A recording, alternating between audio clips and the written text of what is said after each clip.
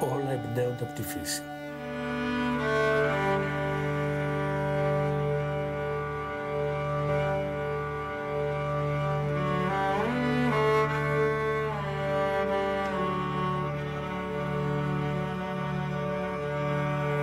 Παίρνουμε πράγματα από το παρελθόν και τα εξελίσσουμε.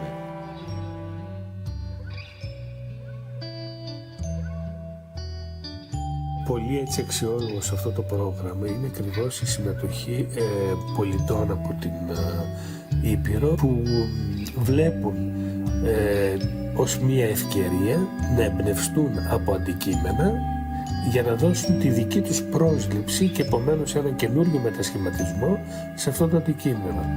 Αυτό όμως που πρέπει να ξέρουμε είναι το θέμα της ιδέας.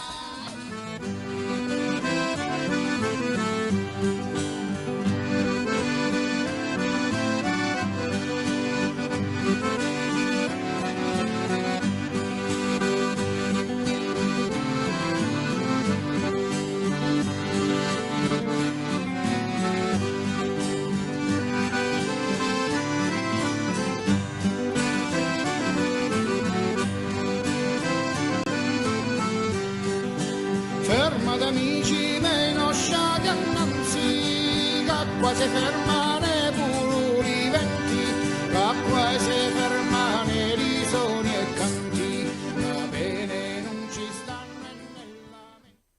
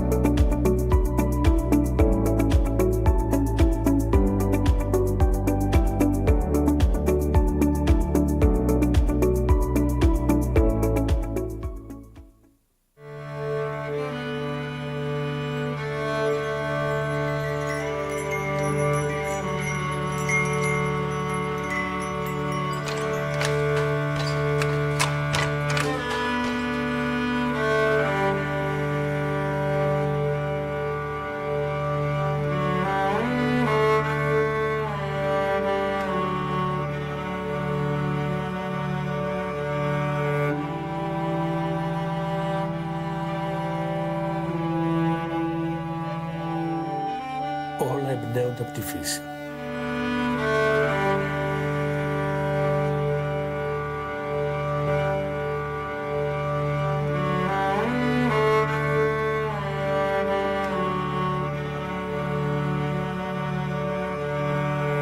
Παίρνουμε πράγματα από το παρελθόν και τα εξελίσσουμε.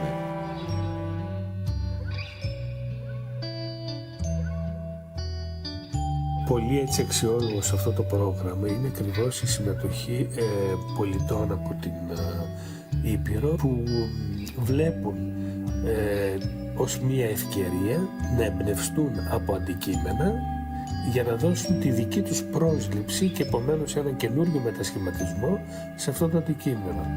Αυτό όμως που πρέπει να ξέρουμε είναι το θέμα της ιδέας.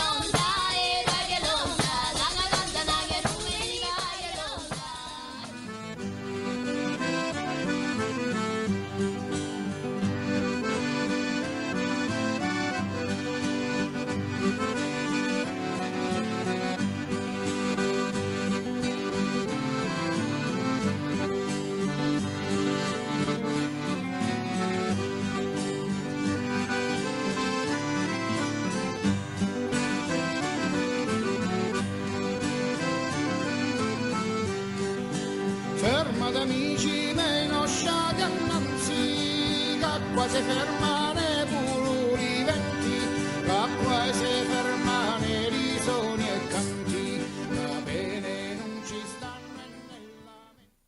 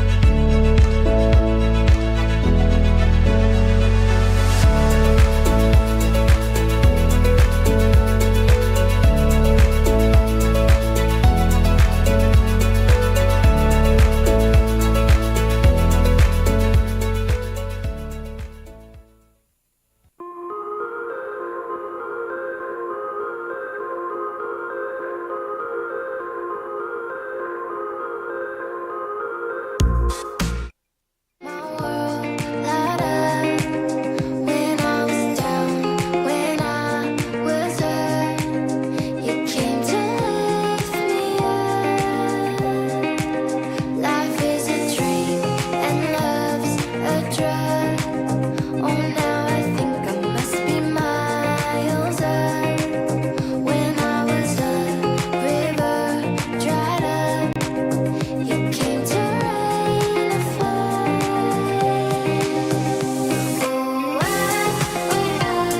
Oh, got me feeling drunk and high, so high, so high. Oh, now I'm feeling drunk and high, so high, so high. Oh, angels sent from up above.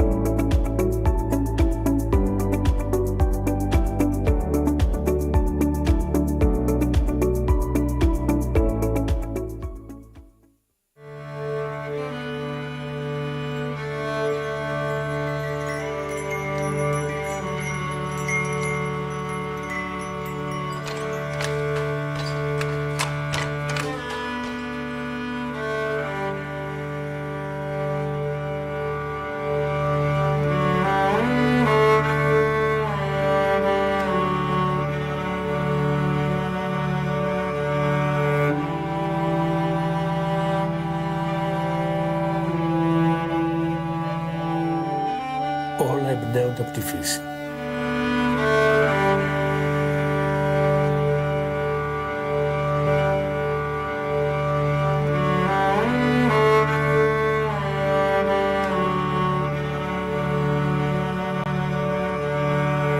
Παίρνουμε πράγματα από το παρελθόν και τα εξελίσσουμε.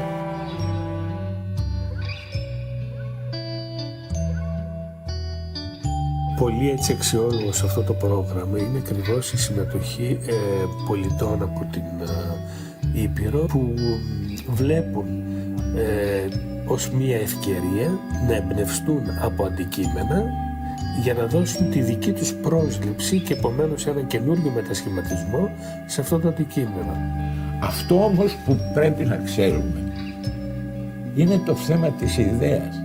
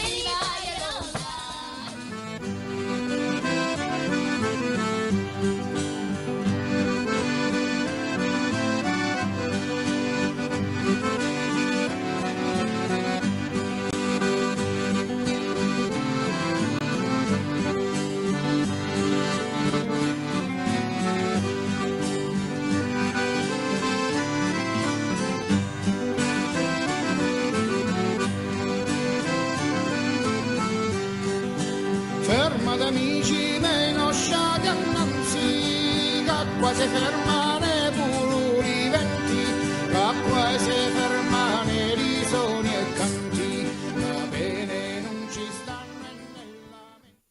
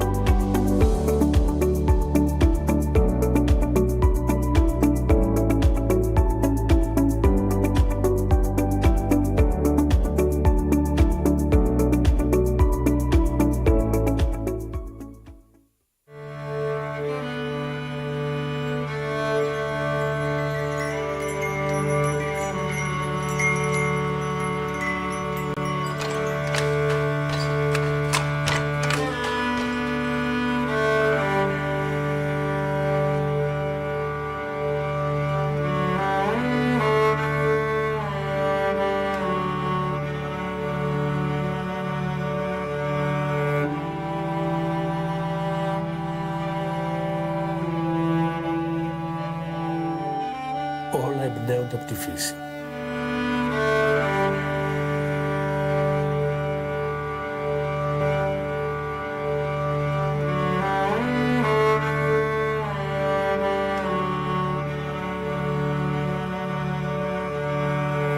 Παίρνουμε πράγματα από το παρελθόν και τα εξελίσσουμε.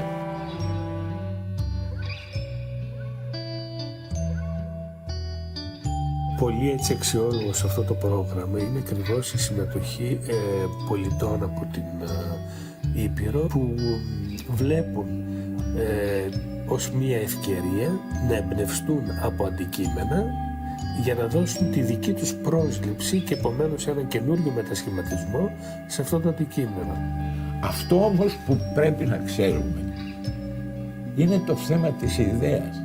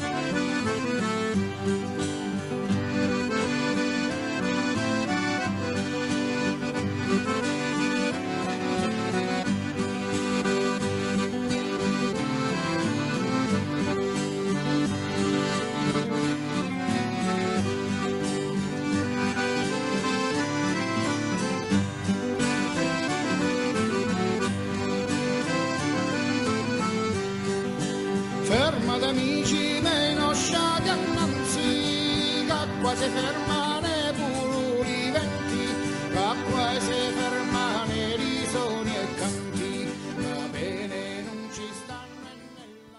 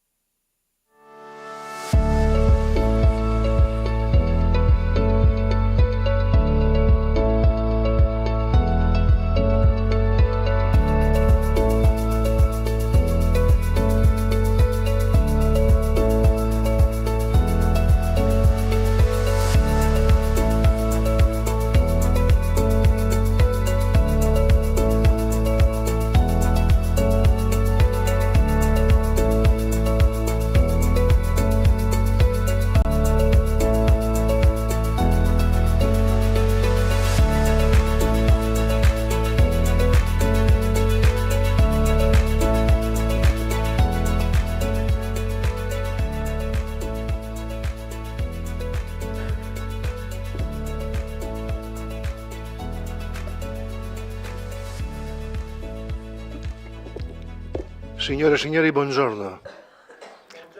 Buongiorno. Visto che oggi è la giornata degli amici italiani, usiamo la lingua italiana tanto per comunicarsi ancora meglio, no? Ci sarà la traduzione sia in inglese che in greco, in modo di facilitare nel dialogo i nostri amici. Continuiamo dal punto che l'abbiamo lasciato ieri, per cui, per non dire di più, chiamo il professor Antonio Stasi, professore all'Università di Foggia, e il suo argomento è coniugare la creatività e sviluppo rurale nella regione di Puglia. Professore, a lei la parola. Grazie. Grazie a lei. English is... Io ho detto in italiano per facilitare, visto che lei vuole parlare in inglese, è libero di parlare a qualsiasi lingua. Good morning, everyone. A great pleasure to be here in Patra, and thank you for your hospitality. We started this project 4 years ago, and it was very ambitious to mix all together such deep themes of our territories. And those are agriculture, so food production basically, but also creativity. In Italy, we've been always famous for arts and design and fashion. So we wondered why this shouldn't be connected with food. So we have a project that talks about having an holistic approach, and talks about creativity. And Apulia region, together with the universities, they said, okay, we need to connect and to deepen those aspects of creativity together with food, so we can have a new future, a new vision of rural development and food production. That's what we did. I'm here on behalf of University of Foggia. I've been the person responsible for the activities of the University of Foggia. So I had a presentation. Yes. I wanted to show what we did with the connection between sustainability, agricultural development, and creativity.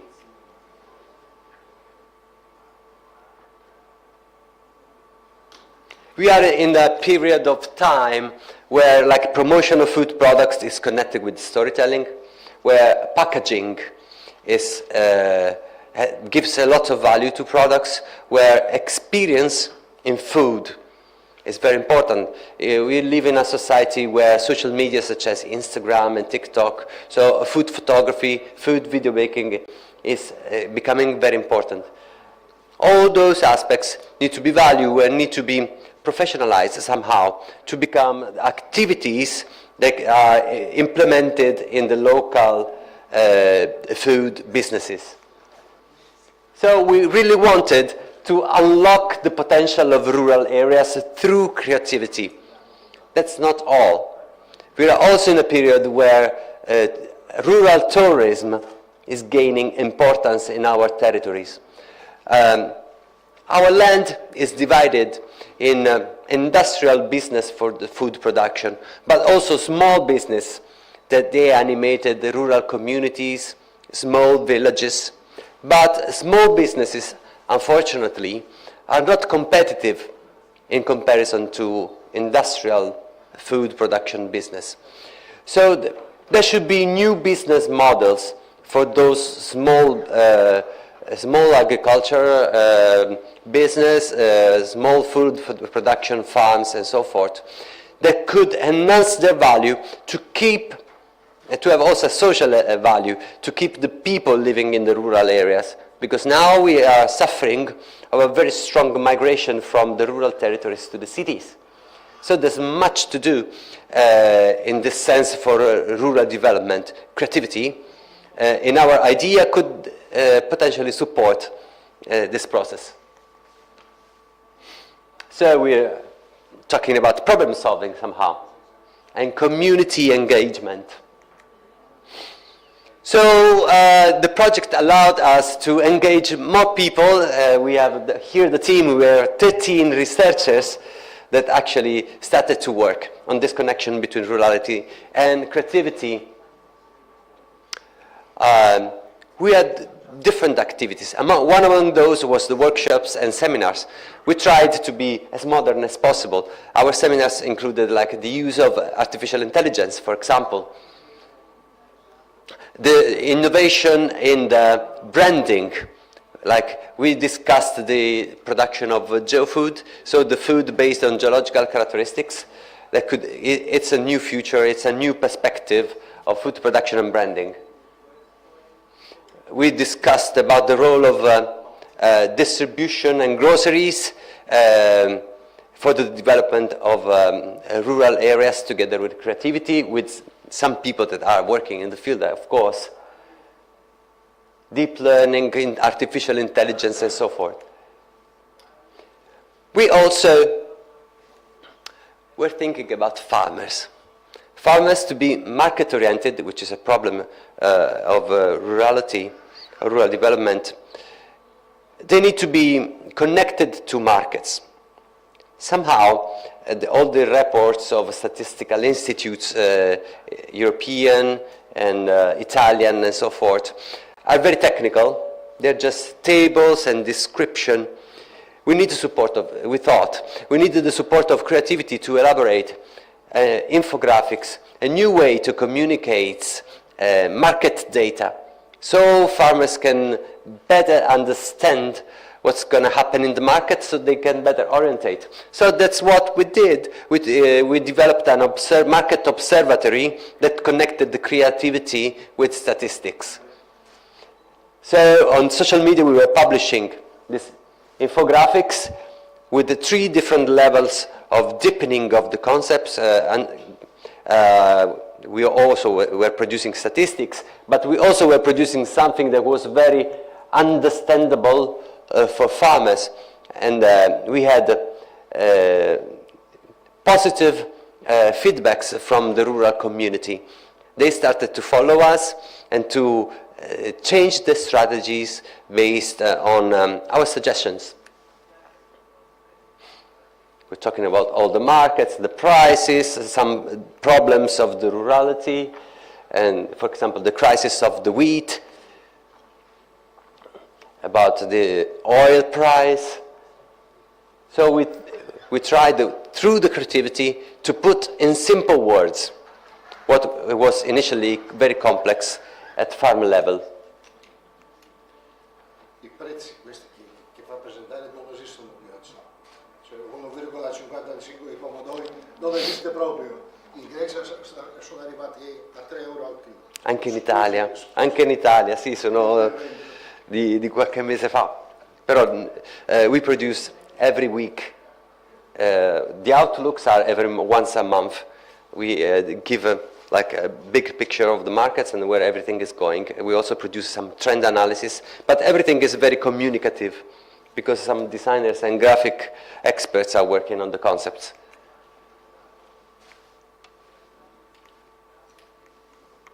Why? Yes, trend analysis. Living Lab. Living Lab was also like a very interesting dimension. Living Lab, it's a laboratory with people. In this laboratory, farmers, hotel, restaurants, and food producers were involved, but also people of the creative industry. So in these laboratories, we were checking how this mixture of people and expertise could actually work together.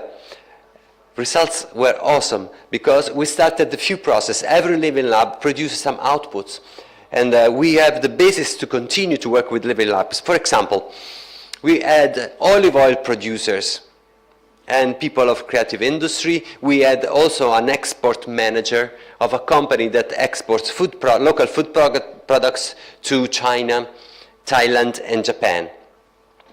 So we were working together in the Living Lab, and all these small producers, they were saying, okay, we don't have enough oil to export this big amount through the shipments and to be reliable on in the grocery stores in the eastern countries. So the creative industry and also the exporter said, but I don't want just one olive oil. I want an experience of the territory. So the designers started to think about a new packaging that was describing why each farm under the same brand was different. Why the olive oil coming out from the 100 years old olive tree could be different from a young olive oil tree. So we are starting in the process of this laboratory where we're developing a new brand that is an experiential branding that has the support of creativity and talks about the territory. I could empower a small producer rather than industrial producers in the export process. So we had several different living labs that are ongoing. People are still meeting with the support of the university.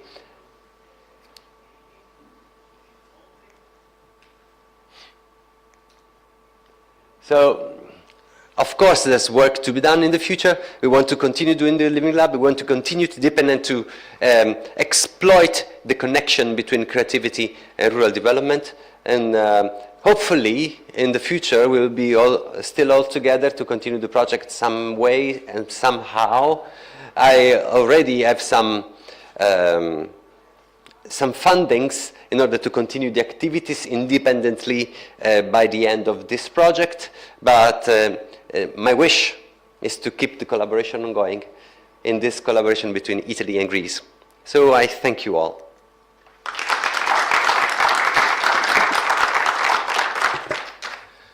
Devo ringraziare il professor Stasi per la sua ottima rappresentazione che ha fatto, e specialmente perché ha riuscito a collegare l'economia rurale con il progetto di creatività produttiva e le industrie creative. È un ottimo lavoro, professore, congratulazioni. Allora, dopo il professor Stasi, devo chiamare la signora Maria Elena Latino, che pure è professore al Dipartimento di Ingegneria e di Innovazione all'Università di Salento. La signora Latino sta qua oppure rappresenta il suo lavoro? È collegata? Allora, να τη συνδέσουμε λίγο και θα παρέμβει διαδικτυακά. Πώς να της μιλήσω? Ah, ma qui. Signora Latino è pronta? Siete collegata?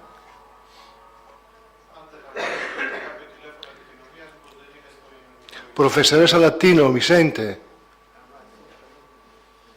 C'è qualcuno che sa il suo numero di telefono? Ah, è collegata? Είναι συνδεδεμένη, λέει.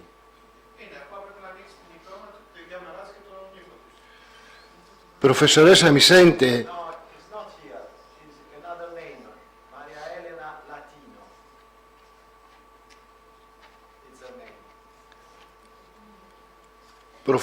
Professoressa, se lei mi sente, bisogna aprire la sua camera. Ah. La stiamo ascoltando.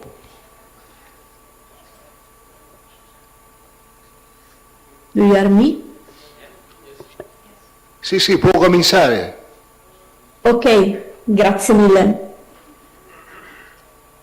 I will try to share my screen.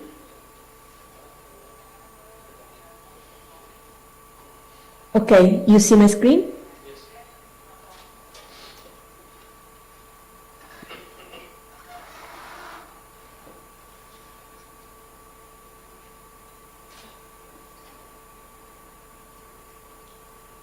Buongiorno a tutti, sono Maria Elena Latino, faccio parte dell'Università del Salento,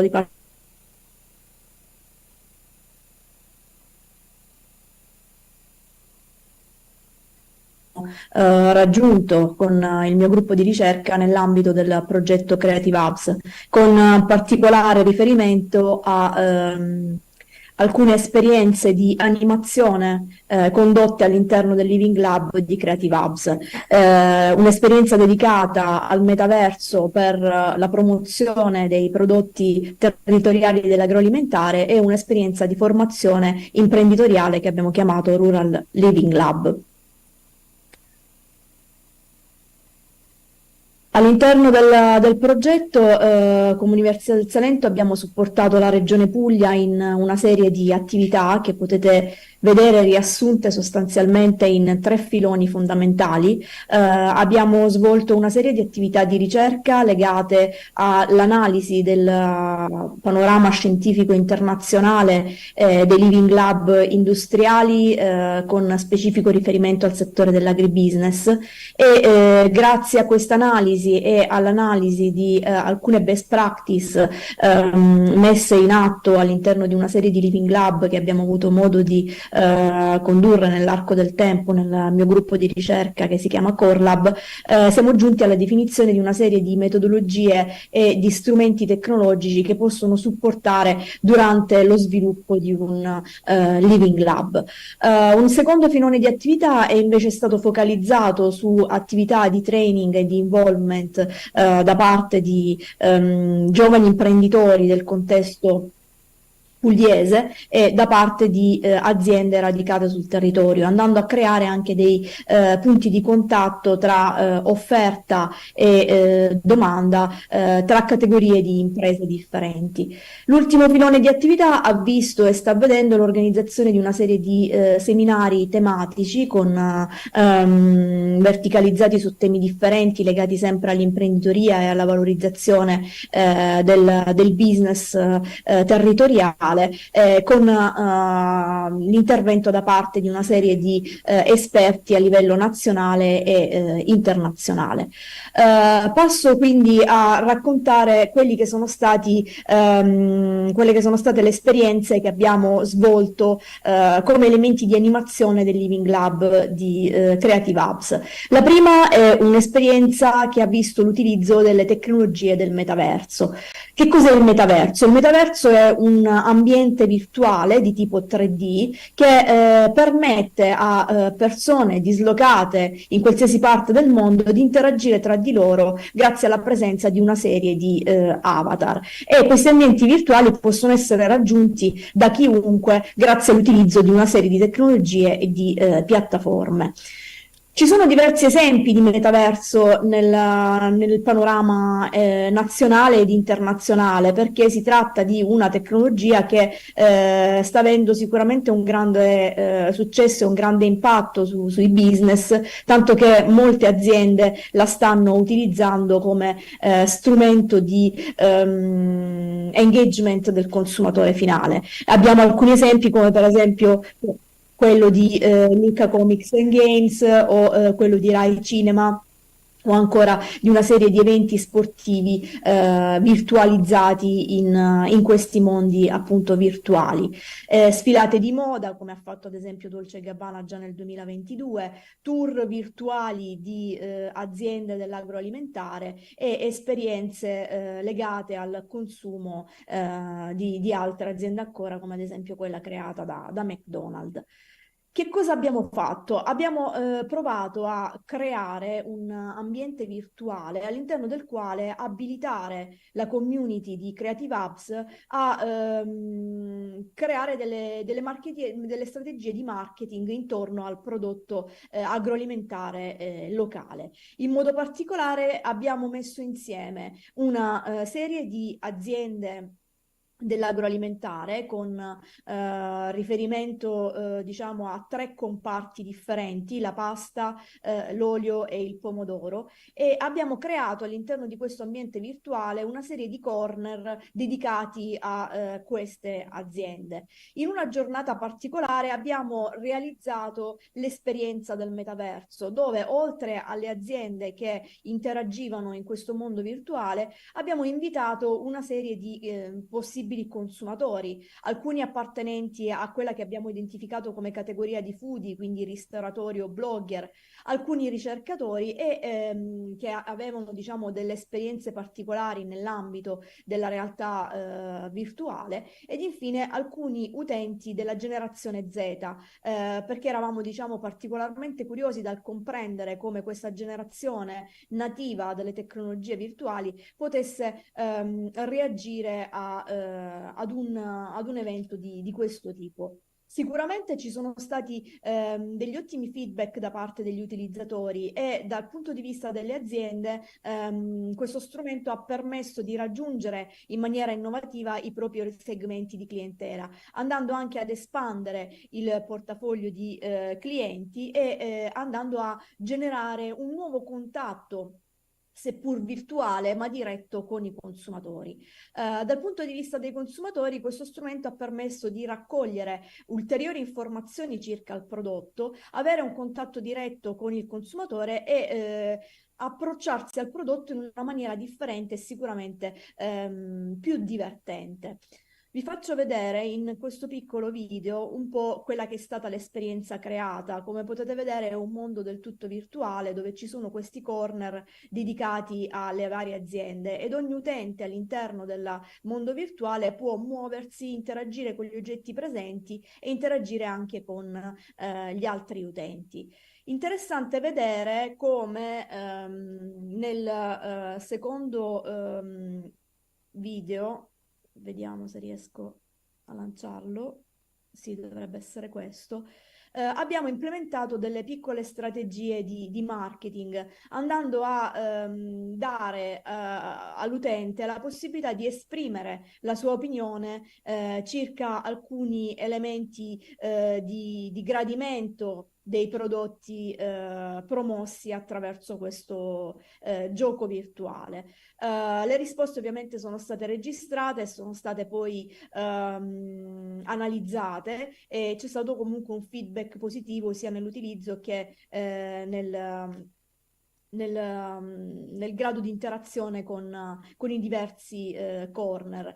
E anche una piccola chat ha permesso poi di mettere in contatto diretto il consumatore con il venditore. Una seconda invece esperienza di animazione ha avuto un taglio totalmente differente, quindi non orientata alla promozione dei prodotti territoriali agroalimentari, ma bensì orientata a un percorso di formazione per giovani imprenditori. Noi abbiamo chiamato questa esperienza Rural Living Lab. Che cosa abbiamo fatto? Abbiamo di fatto lanciato una sorta di call for innovation, invitando i giovani del territorio pugliese a proporre delle idee innovative nell'ambito dell'agroalimentare. C'è stata poi una fase di selezione dove un tavolo tecnico composto da esponenti del mondo della ricerca appartenenti all'Unisalento, come da esponenti della pubblica amministrazione della Regione Puglia e anche gli altri ricercatori dello IAMB,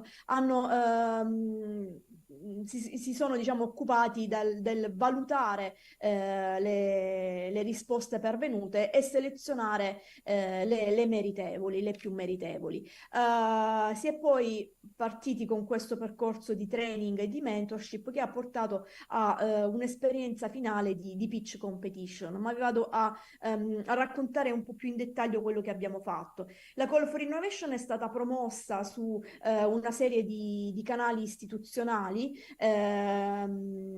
molto, diciamo, veicolata grazie all'utilizzo dei social network, sia delle nostre organizzazioni ma anche del progetto stesso, e ha portato il coinvolgimento di 33 giovani imprenditori del territorio pugliese, che erano organizzati in 7 team che hanno proposto 7 idee innovative differenti.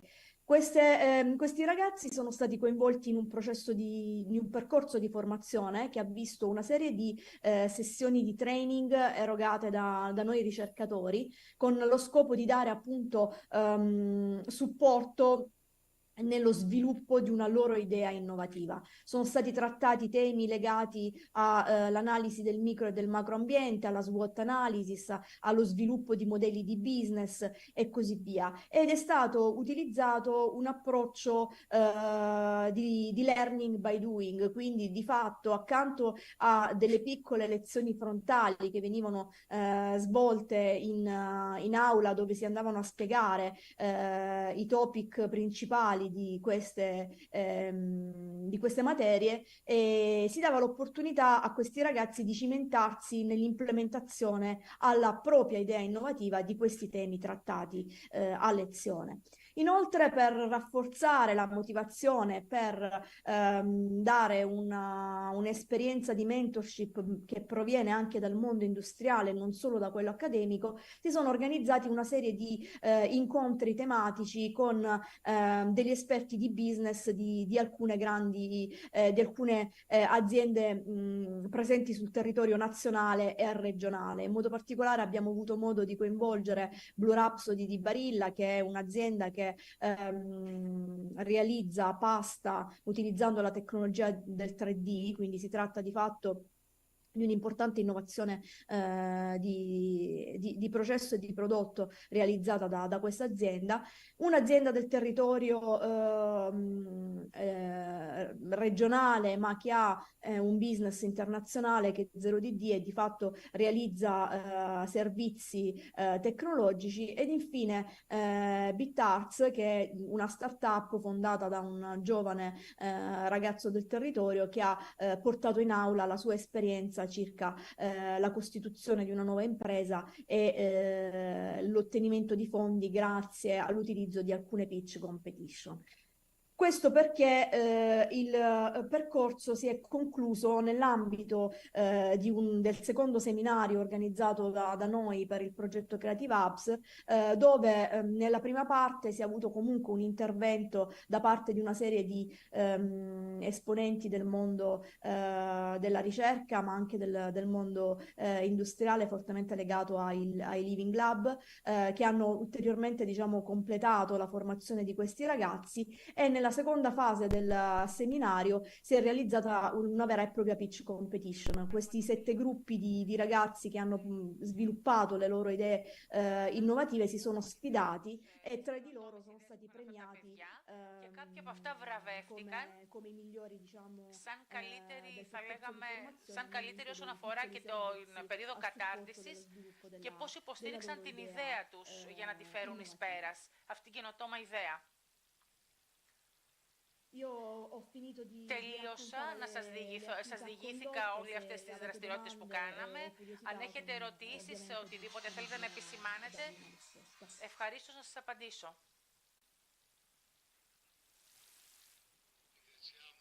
Ευχαριστούμε την καθηγήτρια Λατίνο τόσο για την υπέροχη παρέμβασή της, αλλά επίσης και για την υπέροχη δουλειά που έκανε. Ουσιαστικά πιστεύω ότι κατάφερε να συνδέσει την τεχνολογία Metaverse με το project που διοργανώσαμε κι εμείς και να φέρει και για τους καταναλωτές αλλά και για τις επιχειρήσεις που επιδρούν στον αγροδιατροφικό τομέα. Την ευχαριστούμε πάρα πολύ. Θέλω να μου πείτε αν υπάρχουν ερωτήσεις να απευθύνουμε στην καθηγήτρια. Υπάρχει κάποιος που θέλει να κάνει κάποια ερώτηση?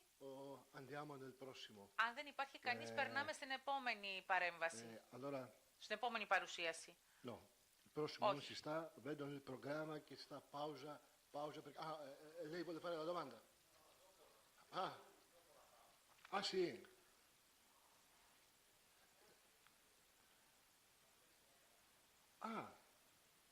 Sì, Francesco mi scusi.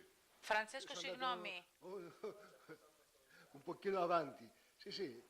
Allora chiamiamo Francesco Notarangelo.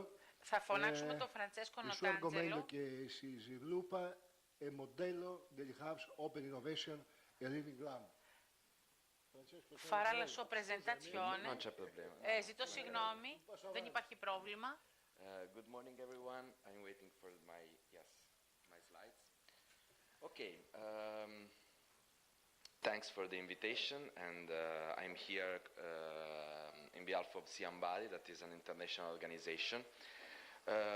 We mostly work on innovation ecosystems. We are not working, of course, in some specific field of agriculture. Of course, actually my team is not working in some specific field because we work in innovation ecosystem and young entrepreneurship. As you know, in 2021, the rural areas in Europe was almost 45% of all the total area. But the inhabitants of this area are only the 21% of the population. So actually now we are facing demographic aging, low income levels, lack of job, thank you, digital divide, the climate change. So these factors are giving us a problem for the... It's not working.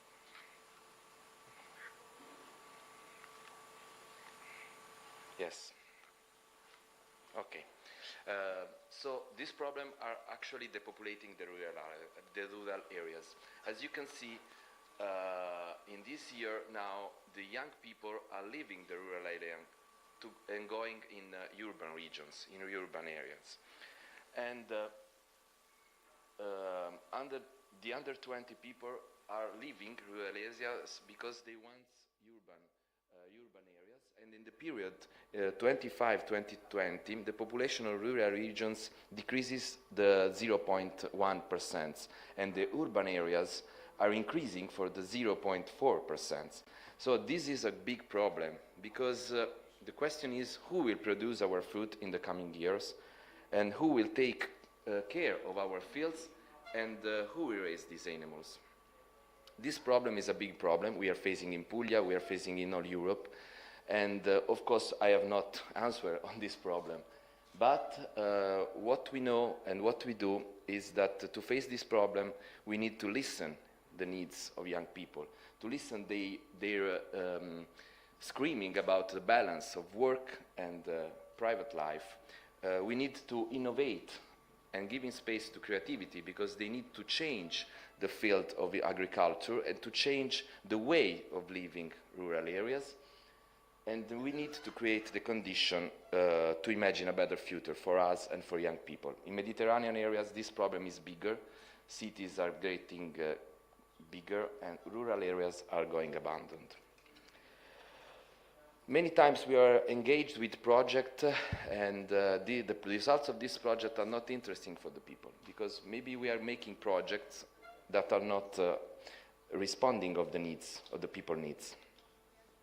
And an ecosystem cannot be built just summing the supply chain for innovation. We need to create a new relationship between people, enterprises, companies, and public administrations. There is a weak network and weak relationship between these innovation actors. Innovation actors are not only, the research center or, I don't know, innovation hubs. Innovation actors are people with ideas. So we need to bring Οπότε people πρέπει into the να center. φέρουμε τους ανθρώπους στο κέντρο. My name is Francesco Natarangelo. Ονομάζομαι Φραντσέσκο Ναταράντζελο, είμαι project manager και δουλεύω στην μονάδα And we are working on this in the last 5 years mostly. And Creative Hubs was a great και opportunity to δημιουργήσαμε face this και problem τα in a Creative different Labs way. ήταν μια In a πολύ way καλή with ευκαιρία για mix, να with ενώσουμε, contamination of agri-food and και να innovation ενώσουμε τον and αγροτικό τομέα με τη creative and δημιουργικότητα cultural και industries. τις δημιουργικές βιομηχανίες. So we need to build an Οπότε innovation πρέπει that να starts from δημιουργήσουμε people μια and from the καινοτομία που people ξεκινάει από τους creativity and not ανθρώπους from και τη technology. δημιουργικότητά τους και Technology όχι is από not τεχνολογία. enough anymore. Η τεχνολογία But πλέον what is an δεν innovation? αρκεί. Αλλά Innovation τι is a είναι η new or improved καινοτομία? services, Η product and καινοτομία process είναι μια that is νέα different from ή the one before and βελτιωμένη is υπηρεσία, available for προϊόντα potential users. και So the διαδικασία είναι availability of συνδυασμός innovation for αυτών που potential προσφέρει users is what που makes this διαφέρει an σημαντικά innovation από and not τα just προηγούμενα και a new πρέπει να idea. είναι διαθέσιμα σε όλους τους πιθανούς χρήστες.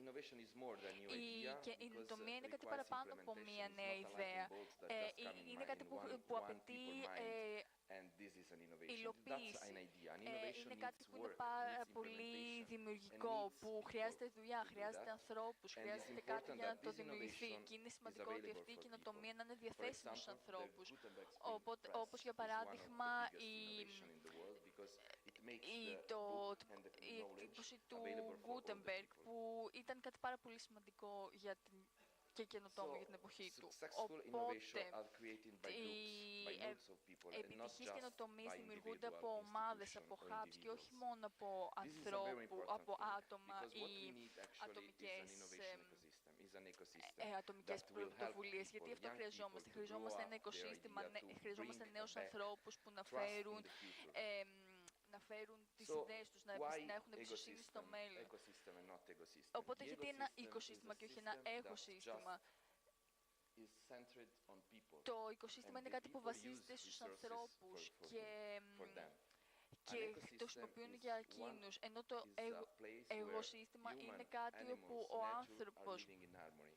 And this είναι is το very οικοσύστημα είναι important κάπου because the όπου ο climate άνθρωπος και change τα is ζώα completely και changing όλα the paradigm ζουν σε, of σε innovation. αρμονία.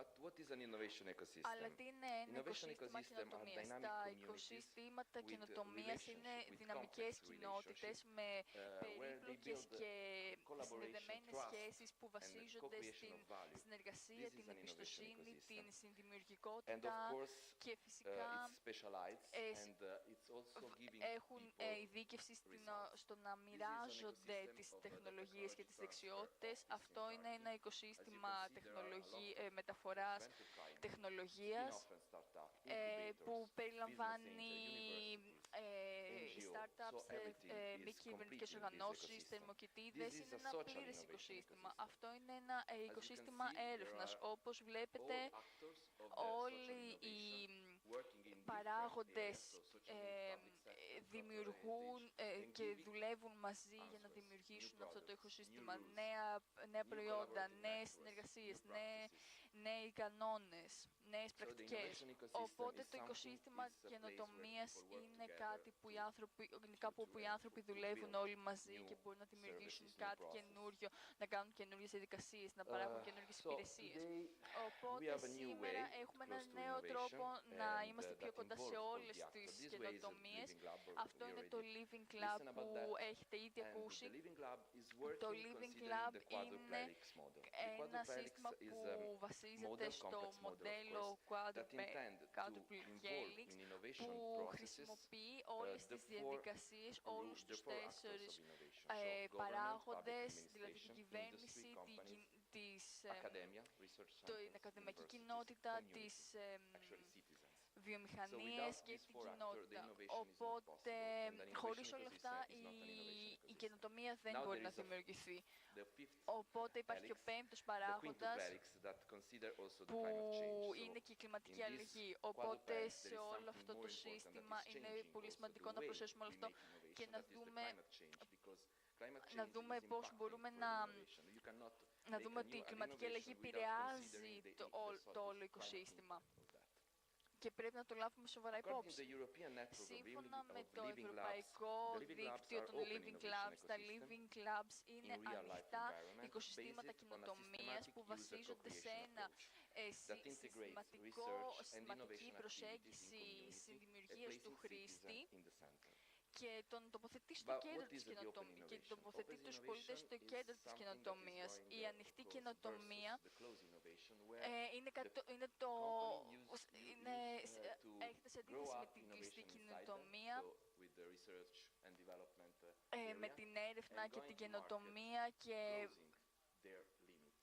The open innovation is η the ανοιχτή opposite. καινοτομία είναι το The ακριβώς company, αντίθετο. the Είναι organization έχουμε are την opening themselves to other εταιρεία, external ο ideas. οργανισμός είναι And the πιο internal ανοιχτός idea, σε the άλλες external idea are ιδέες, working σε together εξωτερικούς to get συνεργάτες, new ideas in δέχεται νέες alternative ιδέες, market and market. So έχει the μια ecosystem εναλλακτική actually αγορά is για να entering φτάσει στην inside τελική the αγορά. company Οπότε and is helping company to getting new χρησιμοποιεί ideas, new την innovation in a fast way. η καινοτομία χρησιμοποιείται για νέες ιδέες. The co-creation, of course, is a Η practice of συνδημιουργία collaboration with other είναι μια stakeholders. πρακτική And συνεργασίας these με άλλα stakeholders μέρη work together, που for example. βοηθούν στην This something new is not παραγωγή, only στην some διαδικασία technological σχεδιασμού. innovation or I don't know, Δεν έχει να some κάνει new μόνο product. με την It is also about process τεχνολογική, and is also δεν έχει να κάνει μόνο about με την τεχνολογική καινοτομία, social innovation αλλά and έχει να about κάνει γενικά με την processing for έρευνα και με people. τη So you can διαδικασία για τους co-create, ανθρώπους, οπότε μπορείτε να with people. συνδημιουργήσετε με Because, τους for example, ανθρώπους. in case of Για citizens, παράδειγμα, they are στην creative περίπτωση των partners ανθρώπων, and they των can help in the πολιτών, co-design process. This is a υπάρχει picture διαδικασία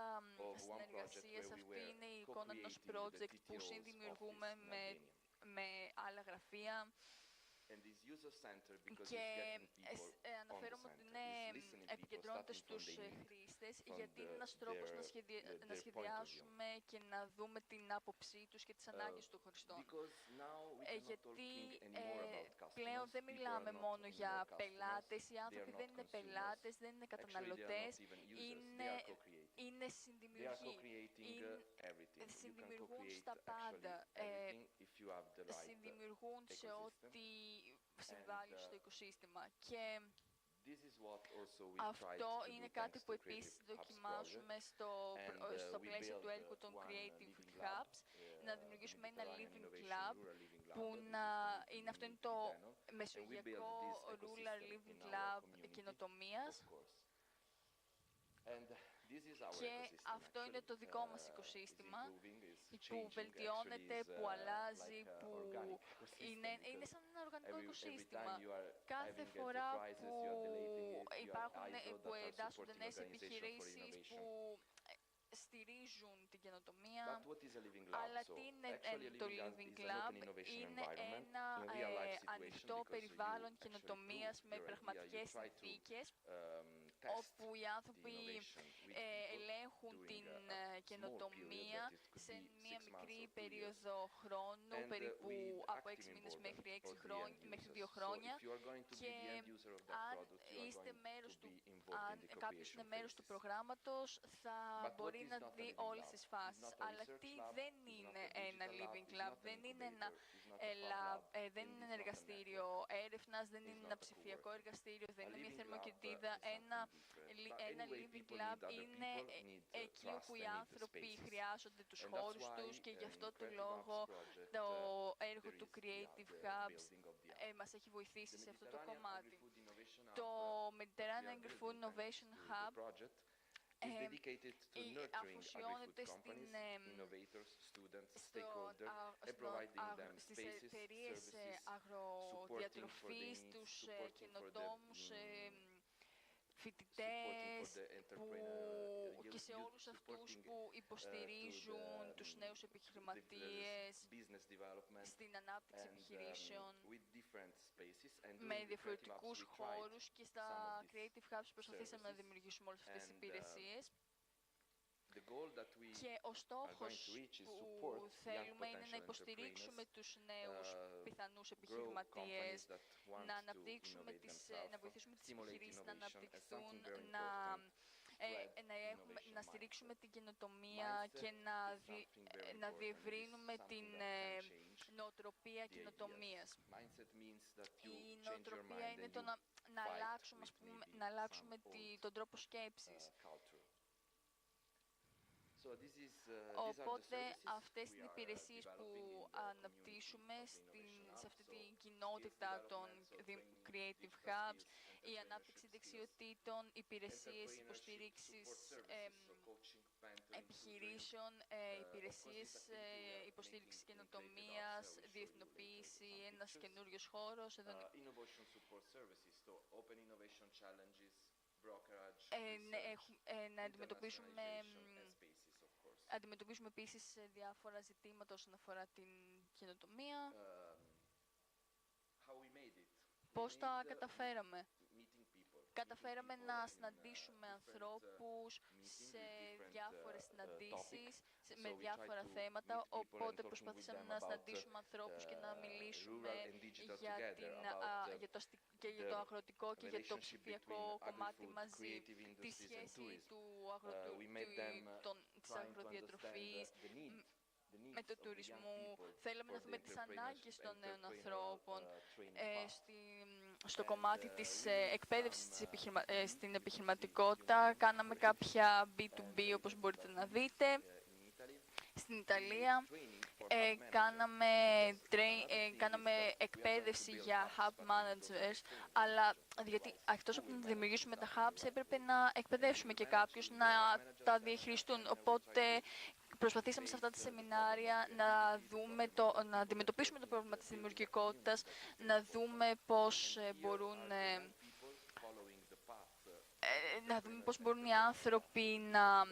οι νέοι άνθρωποι να βοηθήσουν, και εδώ βλέπετε ορισμένες φωτογραφίες από νέους ανθρώπους που προσπαθούν να συνεργαστούν με τους παλαιότερους. Κάναμε διάφορες εκδηλώσεις και συγκεντρώσαμε πάρα πολλές επιχειρήσεις για να δούμε πώς μπορούν να είναι δημιουργικές, και χρησιμοποίησαμε και φορείς δημόσιας διοίκησης. Αυτά είναι οι συναντήσεις B2B που κάναμε το Δεκέμβριο, όπου αφήσαμε ανθρώπους να συναντήσουν εταιρείες από όλη την Ιταλία. Και αυτό είναι... Τώρα θα σας δείξω κάποιες φωτογραφίες που χτίζουμε από το νέο μας hub. Όπως μπορείτε να δείτε, αυτό θα είναι το Innovation Hub.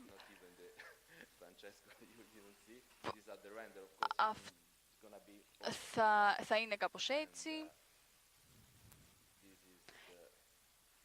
Και εδώ μπορείτε να δείτε το μεγάλο χώρο για τις εκπαιδεύσεις, μπορείτε να δείτε τα γραφεία, μπορείτε να δείτε το χώρο για τις εκπαιδεύσεις, το χώρο που μπορούν να συγκεντρωθούν οι εταιρείες σε διάφορα προγράμματα. Και αυτό, και εδώ τελειώνω, θα σας αφήσω με ένα πάρα πολύ σημαντικό ένα σημαντικό ρητό της εποχής μας. Οι περισσότεροι άνθρωποι είναι φυλακισμένοι διότι σκέφτονται μόνο το μέλλον ή ζουν στο παρελθόν, δεν επικεντρώνονται στο παρόν, και το παρόν είναι εκεί που ξεκινάνε όλα. Και αυτό είναι κάτι πιο σοβαρό. Ένα άτομο δεν μπορεί να δημιουργήσει κάτι μόνο του. Όλα τα όνειρα μπορούν να πραγματοποιηθούν με τη συνεργασία και την συνδημιουργικότητα όλων των ψυχών. Σας ευχαριστώ πάρα πολύ για την προσοχή σας. Grazie mille Francesco, scusami di nuovo perché non avevo letto bene l'agenda e sono andato un passo avanti, ho chiamato la professoressa prima. Ti chiedo scusa per questo. È stato un ottimo intervento. Si è presentato un sistema aperto in effetti, dove tutti collaborano in un equilibrio dinamico in modo di poter avere il massimo risultato. Però quello che non ho capito all'inizio del suo intervento, ci hai presentato un numero di persone che vanno via dall'area rurale e vanno in città, in effetti lasciando indietro tutte le aree che possono essere coltivate. Le mani d'opera, dove si trovano? Ci sta la possibilità in Italia di avere le mani d'opera necessarie per avere questi risultati che ultimamente ci ha presentato? Come si va?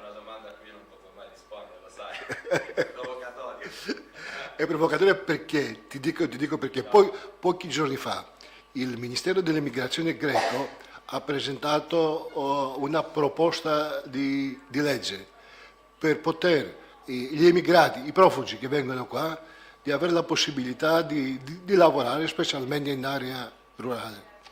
Tutti erano contrari, per cui è stato bocciato, non è andato avanti. Per cui in effetti è un pochino una domanda provocatoria, però in effetti non lo è. È stata una domanda che mi ha creato l'interesse, perciò te l'ho fatto. Comunque ti ringraziamo di nuovo. Credo che non mi sbaglio adesso, non ci sta per il momento un prossimo collega che deve parlare, per cui facciamo la pausa per il caffè, cerchiamo di essere un pochino più fretti, cioè mentre di fare mezz'ora, di fare una ventina di minuti in modo di guadagnare un po' di tempo. Quindi andiamo per il caffè. Ναι.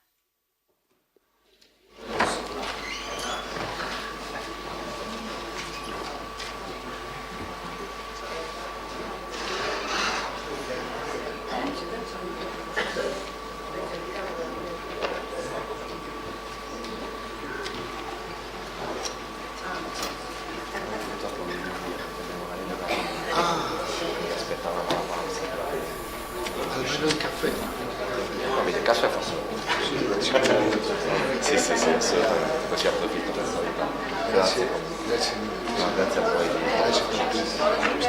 Sì, ho cercato di fare una cosa diversa.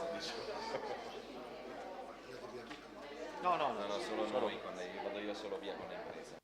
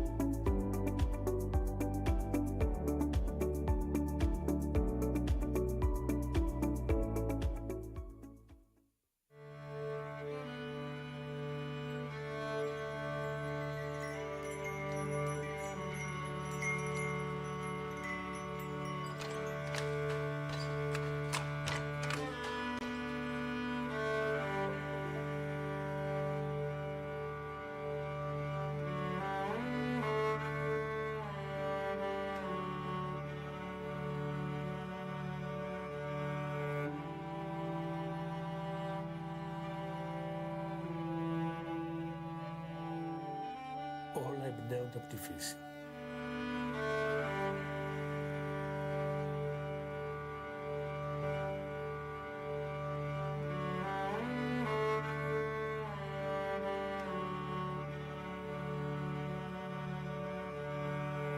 Παίρνουμε πράγματα από το παρελθόν και τα εκτελήσουμε.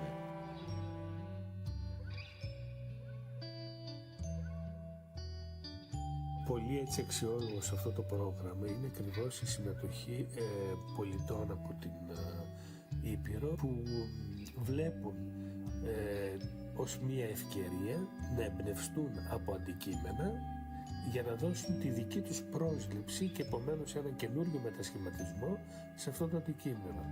Αυτό όμως που πρέπει να ξέρουμε είναι το θέμα της ιδέας.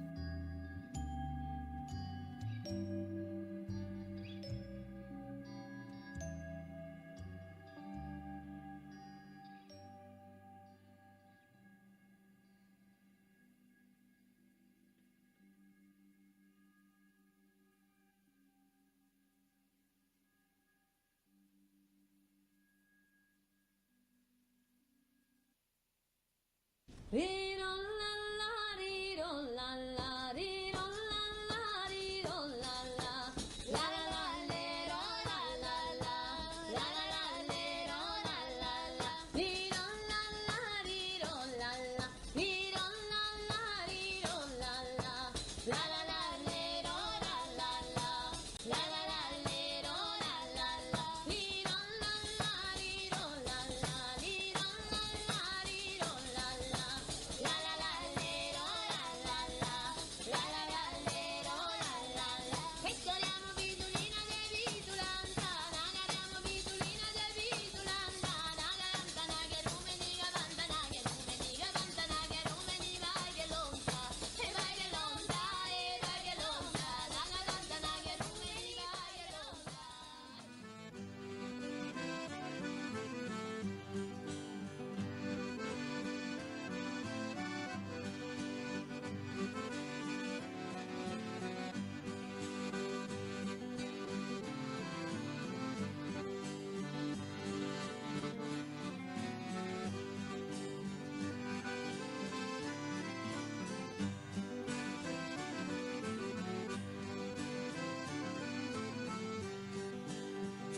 amici miei non sciati annanzi, che qua si fermano pure i venti, che qua si fermano risoni e canti, va bene non ci stanno nella mente.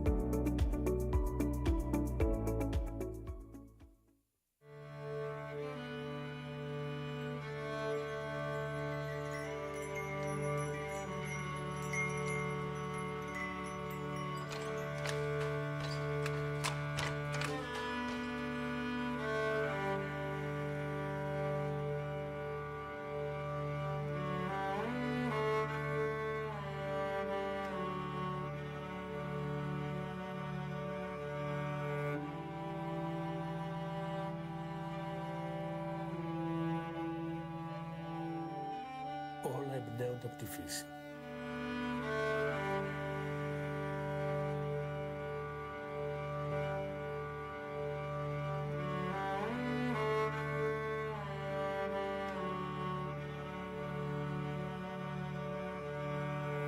Παίρνουμε πράγματα από το παρελθόν και τα εξελίσσουμε.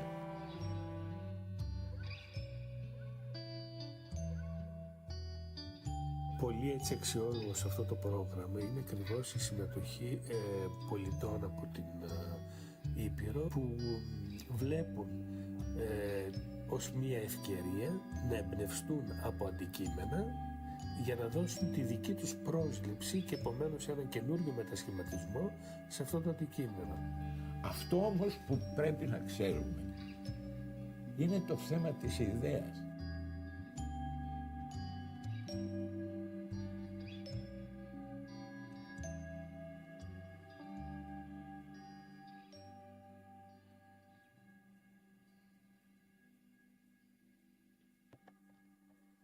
Ένα-δύο.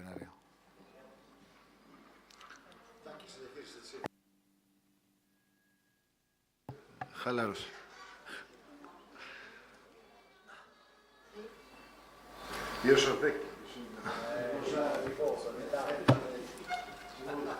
Αυτό που αντιλάζουμε εδώ, πού έχει πάει? Το έχει.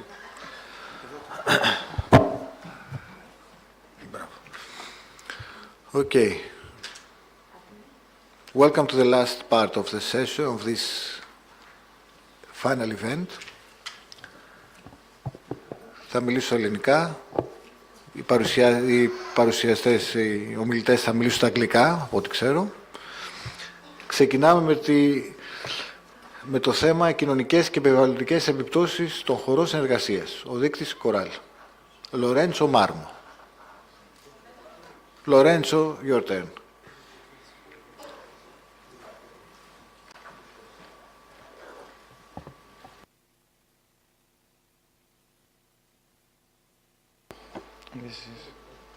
So hello everybody, I'm here also on behalf of Coral ITN, that is our project.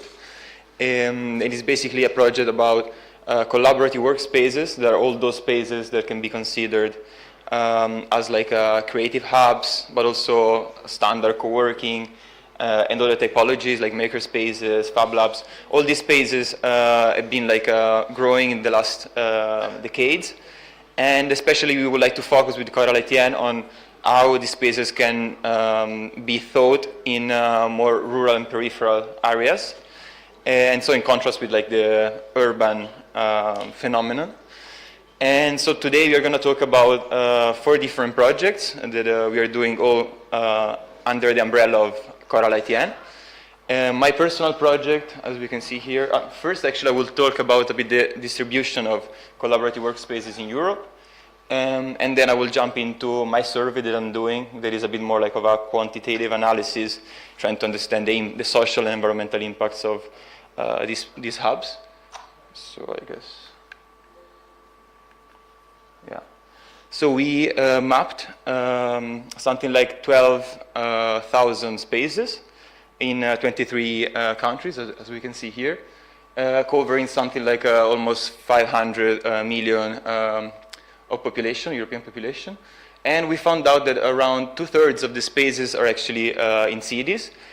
So basically this means that 1/3 is located in either towns and suburbs, so intermediate areas, or in rural areas. And also there is another metric, let's say, that is used by the Eurostat to measure whether a NUTS-3 region is like remote or close to a city. And we can see that almost 96% are close to a city, but there are also 4.44 that are remote. So we'll just go through quickly how Eurostat decided to assign what is rural, what is urban. So basically this is like all the spaces that are not into urban clusters are considered as rural areas. And for urban cluster, we mean like a continuous 5-grid cell of 1 square kilometer. And whether in this square kilometer there is like a density of at least 300 inhabitants per square kilometer and at least a population of 5,000, then this is considered as an urban cluster. And so whatever is not urban is considered rural areas. And so we divided, like Eurostat divided all the NUTS3 regions into 3 categories. We have the rural, the intermediate, and the urban. And we can see that, of course, if people are, the share of population living in rural areas is below 20%, is considered urban. Otherwise, between 20 and 50% is this intermediate region. And then eventually, if it's higher than 50%, is considered predominantly rural.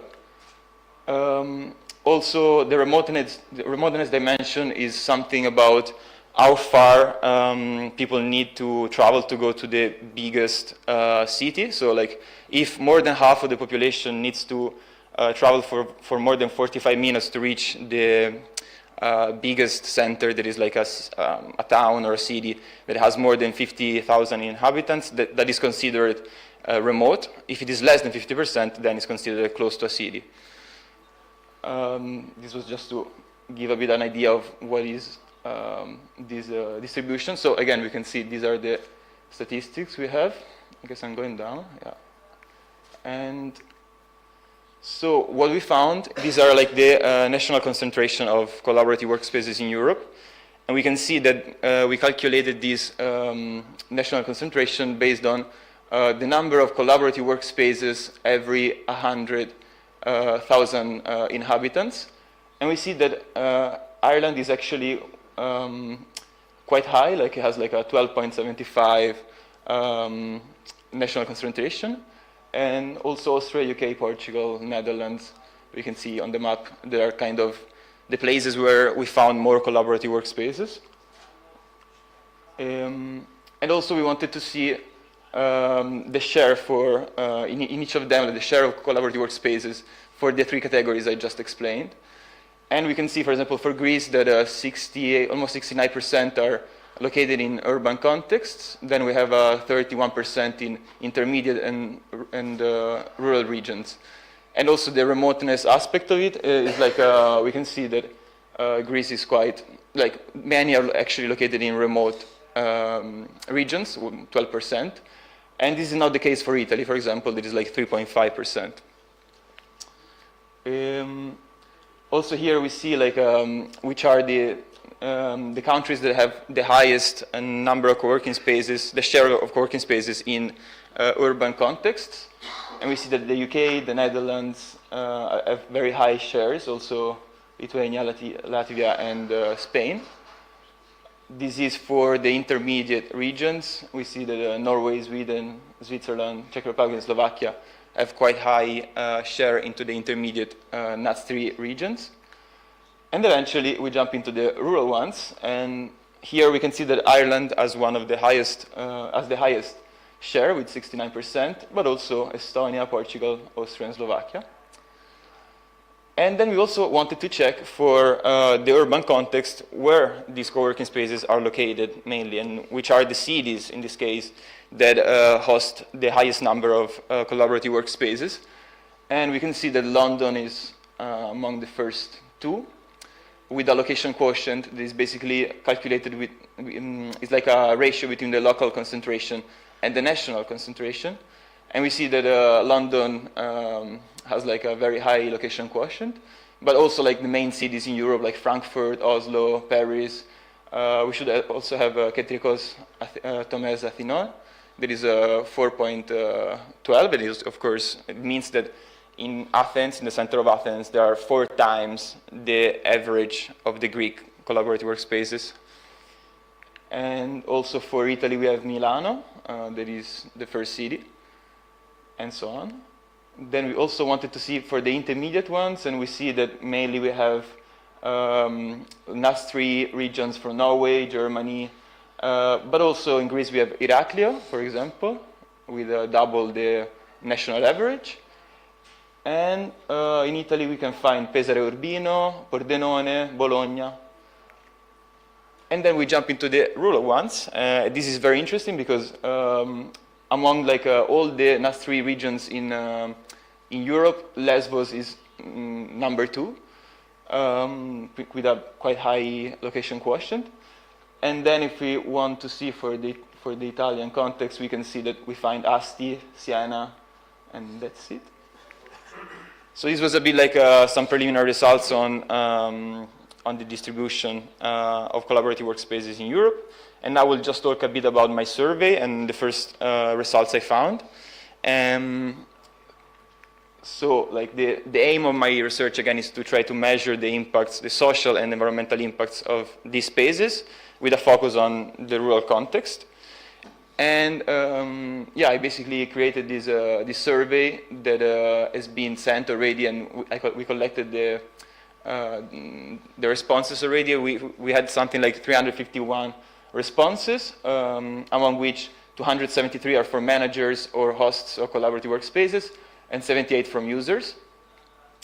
And this is just to give you a rough idea of what type of spaces answer to this survey. You can see that the majority identify themselves as co-working spaces, but also we have a good share of artist residency, and also, business incubator and startup accelerators, and cultural and creative hubs, and also some fab labs and other types of spaces. This is also to understand what type of areas are inside these spaces. So we can see that the majority always have like a meeting room. They can have, of course, social areas where people can have a coffee or cook something or just relax. Also, hot desks are quite common, outdoor space and so on. Also here we can see the number of individuals that can be accommodated in the working areas, and we see that on average European collaborative workspace would have around 30 seats. And on average, on a daily basis, you will find half of it, so 14 that actually are there every day. Also, we can see that many people attend to events, like roughly like the median is 20 people per month, but the mean can be also quite high with 200. And also just to have an idea of the dimension, the size of these spaces, we see that the indoor space in square meter is around 300.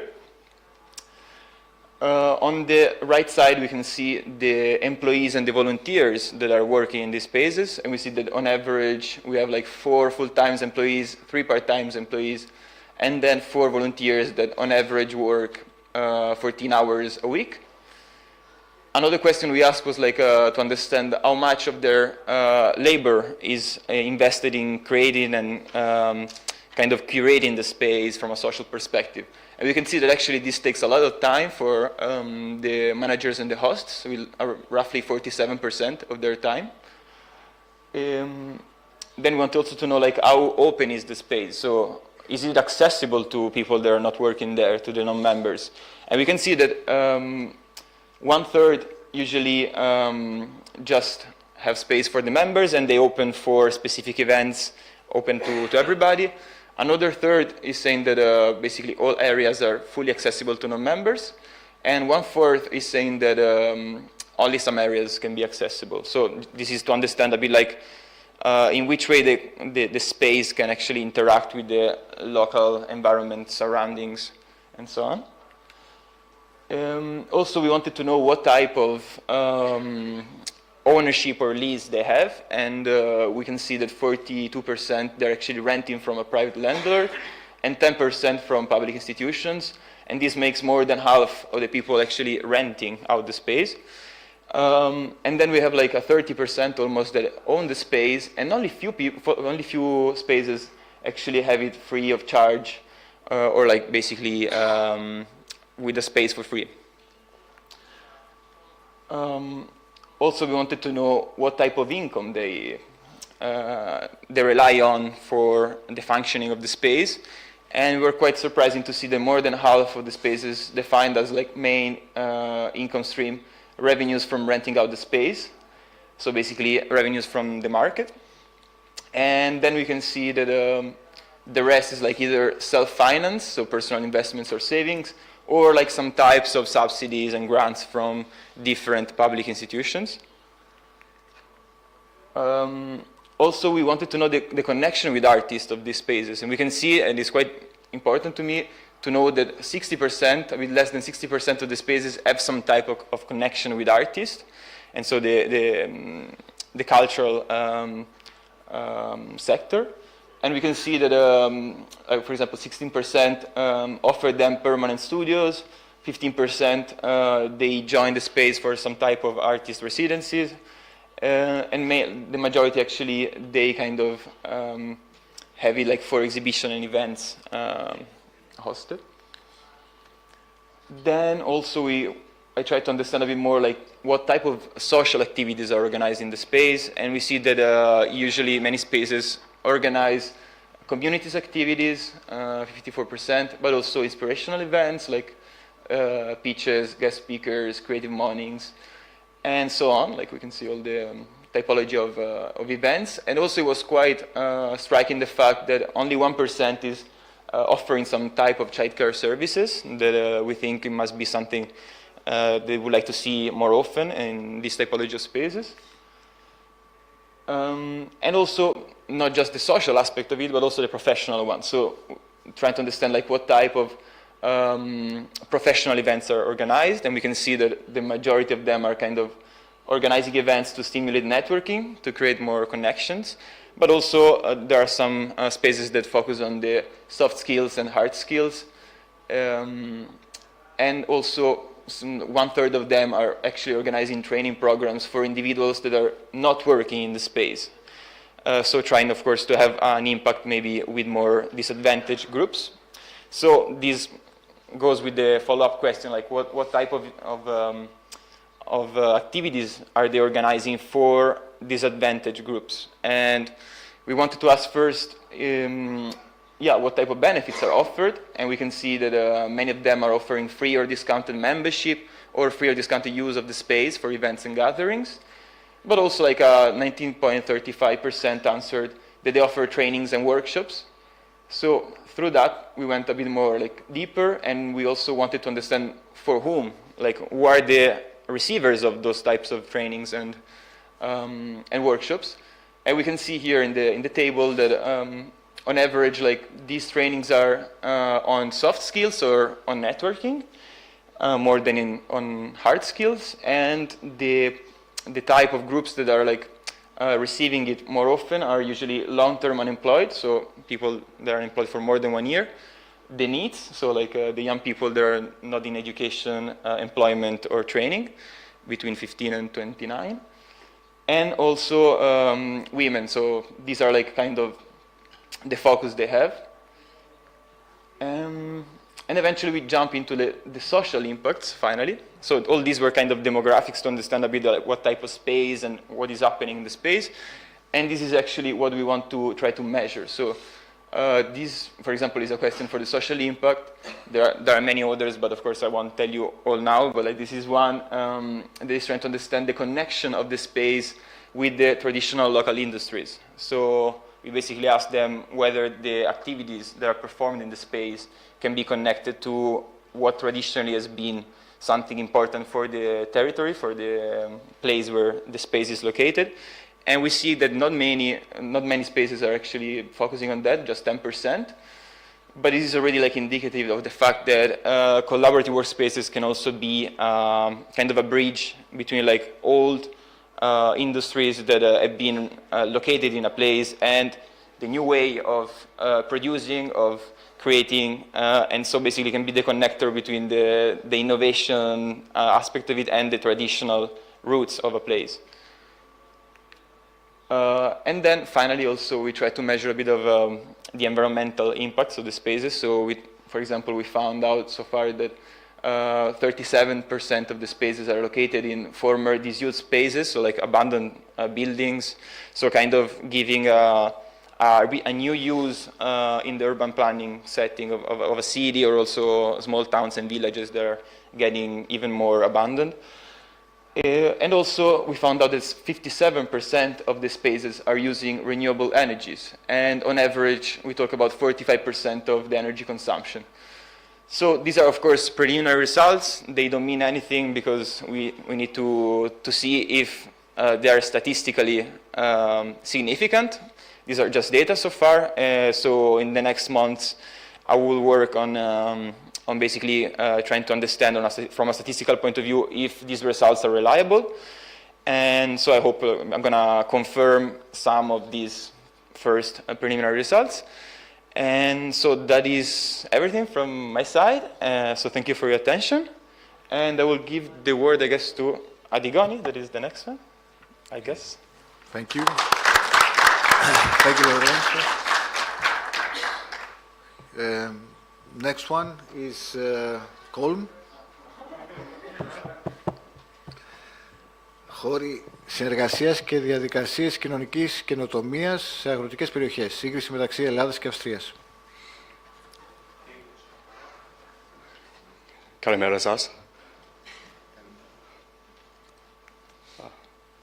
Yes, so in English, I'm also part of the Chorale program with Lorenzo and Alex as well, who will speak later.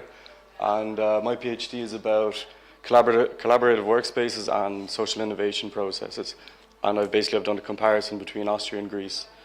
So just before we start, this is my only slide about theory, I promise. So just to explain a bit about social innovation. What do I mean when I say social innovation? Because when you put the words social and innovation together, they can mean different things to different people.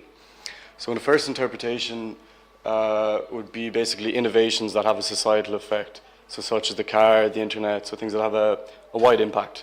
On the second hand then, we have the social responsibility of innovations. So innovations that kind of like have an ethical, like economic or technical innovations that have a kind of ethics behind them. So here I have an example of an application that helps disabled persons that locate different services that can help them. However, for my PhD, the interpretation that I'm using is this of the innovation of society. So it has more of a human focus. It's about addressing inequalities, social needs, social problems, and to define it, you could say innovation in social relations through meeting human needs. So just a small bit on methodology. So I spent 1 month in 2 different co-working spaces or collaborative workspaces. One in Mesologi, which a lot of you guys are very familiar with because of the project. And I spent another month in a different place in a very small town called Forkdorf in Upper Austria. It has about 7,000 people there. So I interviewed quite a wide range of stakeholders, so from people within the space and also outside of the space, different collaborators that the different spaces have. And then I also, spent time there, took notes, chatted to people around just to get a picture of what exactly is going on. So what ties the two together is that they both have a strong social mission. So the first hub in Mesologi is called Mesologi by Locals, and it was an initiative started, I think, in 2017 because, I'm sure you're quite aware that there's a large university before in the town. It closed, I think, in a couple of years it went from 5,000 students to 500, so this had a huge effect on the economy. So the initiative was basically started to tackle this, this lack of confidence, young people leaving, brain drain, and to highlight the unique aspects of Mesologi, so the culture, the natural environment, and the people there. The second initiative, it's called Otello, and although it's a very different economic climate in Austria, they still suffer many similar problems. So social marginalization, a lack of things for young people to do, young people leaving, and they want to try and create a different culture, so something with more active citizens, people who are engaged, and also to try and give young people a reason to come back. So their whole idea is not to stop people from leaving, but give them a reason to come back, that there's things happening there. These are 2 kind of pictures of it. So the first one is the hub in Mesologi, so you can see there's a bit of an atmosphere there. It's very vibrant, bright. This is Otello. It's not that big. It's actually located in a school. So I have the second picture there just to kind of give a bit more context. It's located in the basement of a school because it's publicly funded. So they have 2 rooms like this. The main activities, I think the key thing for both of the places is the idea of an open space. So they both have open spaces that people can come and use as they wish. You have different groups coming to meet. You have kids coming to do homework. You've, for example, in Austria, there's a group of grannies that come and they knit. So it's basically the users interpret how they want to use the space. So if people want to do projects, if they want to meet up, they can use the space however they want. And for me, I think this is one of the most important things that the spaces do. In Mesologi, as I said, they have a big focus on the local culture, local tourism. So they do a lot of boat tours of the lagoon that's there. They work with a fisherman's cooperative and also an ecologist, and they give tours of the lagoon. And they also do towards the kids as well for free. They do a local festival that they hold at the end of August, also again highlighting local history, local culture, just trying to bring a bit of activity to the place. Then both spaces, they do different educational programs, so I'll talk about them in a few slides. And finally in Messaloghi they do a lot of creative activities with children. So every Saturday they do different creative workshops, kind of, for example, how to make paper, doing drawings, animation, etc. Just to, again, to try and build up creativity in a town that's really lacking a lot of self-confidence. So basically, you have all these activities, but then there's different resources that are brought together to actually allow these activities to happen. In Messaloghi, they rely a lot on donations because they don't get a lot of funding. So because it's an initiative for the city, a lot of people will donate to just keep it active because they've people employed there, they need to pay bills. They also get a form of donations because they have like a gift shop and they sell local products and other things that local artists have made. So people, for example, a fridge magnet could cost €3, someone could give €10, you know, it's kind of a symbolic price. So this is quite important for the space. They do get a bit of funding from the Ministry of Culture, but this is for their education program and also for the festival, and also they're involved in Erasmus Plus program.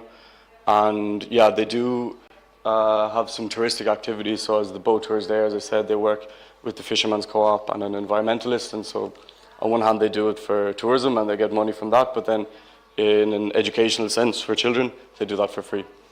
Otello then on the other hand, so it's a bottom-up initiative actually. It wasn't started by the municipality. However, it's funded 100% by the municipality. So they don't have to go out into the market and gain an income. All their bills, their expenses, these are funded. They do get funding from the Austrian state. This is mainly for projects such as the educational program again. And previously they've gotten resources from companies. So they have some 3D printers and other equipment that have been donated by companies or by banks that they have previously done partnerships with.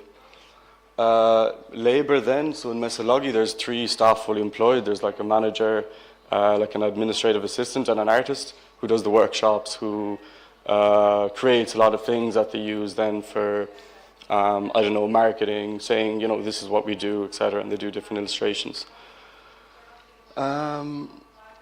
But of course, volunteer labour is also very important because of it's a non-profit. I mean, so they can't afford to hire a lot of people. So especially for the festival, a lot of people come, they help out on a daily basis. You have people coming, they help with different activities. I mean, they don't have volunteers that work 20 hours a week or anything, but it's just here and there when they come. And yeah, they also do a lot of collaborations. So with local artists, local, as I said, the fisherman, the ecologist, and also different cultural groups. They collaborate a lot. In Otello, it's all volunteer because again, they don't have the need. There is a separate cooperative that does different projects, and some people are employed there. However, for this, the open space, and what I'm talking about here, it's all volunteer. So you have a group of 5 people that manage the space, and they will do something else, but they're involved in running the space pretty much. Yeah, and then I would like to talk about empowerment, which is kind of very important, and especially in the context of these places. So when I talk about empowerment, I mean, you know, people's capacity to act, how they can do something, making, you know, doing something in their lives. And I'd have 2 small examples here of how both of the places have been involved in empowerment.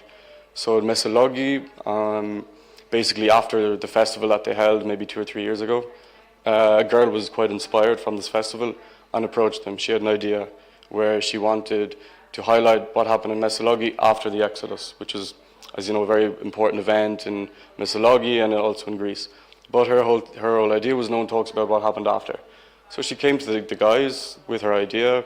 They provided her books, material, they put her in contact with different people, and then she presented the bit of research that she did in a public space, the Garden of Heroes. They provided the microphones, the equipment, all of this obviously free of charge, and she presented it to about 150 people. So I mean, the idea of social innovation, it's not just innovation in a business sense, but I mean it's allowing people to come forward with ideas, what they want to do in any sense. Otello then, a really interesting thing that happened there was that they had an existing group that met up within Otello. I think it was active since 2015 when there was a lot of Syrian refugees, and they didn't know what to do with these people. How could they integrate them into their community? So this group was already existing, and then the war in Ukraine happened, and this group basically mobilized a lot of people.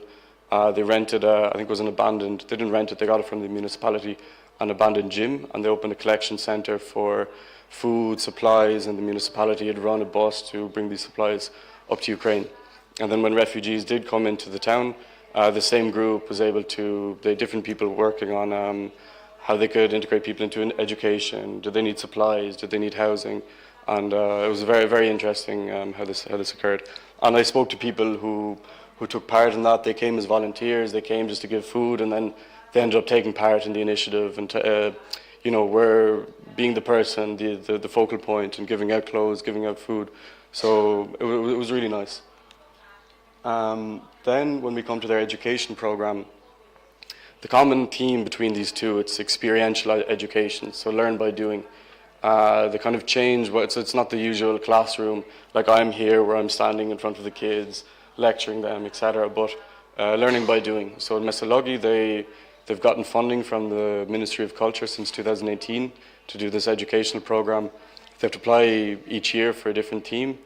Last year's theme was The Life of a Fisherman, and basically they have a network of 8 schools, so they all meet. There's 1 or 2 teachers from each school, and they meet every year, develop a theme, discuss what they can, they write the proposal, and then they have this theme, they bring it to the kids and say, how do you want to learn how to do this? So for example, the kids have done a radio show, they have done engraving, they've done poetry, and generally it's about the history, about the culture of Messaloghi, because this isn't in the education system, so they provide this for the kids. Yeah, and another very interesting thing for the artistic activities, this happened within the hub, because the schools themselves didn't have the infrastructure for this, but the hub, all the children could come for this, and I'll talk about it in the next slide a bit more. In Austria, generally a lot of what they do is it has a technology focus. So their program is Kids Experience Technology, KET, and they basically have different mobile stalls with different games almost, and they bring it to kids as young as 6 years old up until 10. They bring it to preschools and also very young primary schools. And they basically have these different stalls, and the kids come up, they learn very basic like circuitry, like they attach this wire to this wire, the light turns on, but it's kind of getting them to think in this mindset. Another really nice thing, of course, it's Austria, so they can do this, but the schools, they can rent a stall for a month. They have like a voucher, but the voucher is provided by the municipality. So they will pay this price, and then they'll be able to rent the stall for a month if the kids like it, and they can play, they can interact with different things. It's also really nice. So just to go a little slightly deeper into the educational program in Messaloghi, so basically the hub acts almost as this organizer for all these different actors. So they wrote the proposal and they bring these different actors together. So for example, if they're giving a tour of the lagoon, they have the ecologist again, the fisherman who they have an existing relationship with, and they provide information about the lagoon, they know how it works, and they want to show the kids it's not a dirty lagoon, it's not this thing, it's something that's full of life, full of all these things that you didn't know about, that's crucial actually to the whole ecosystem of the area.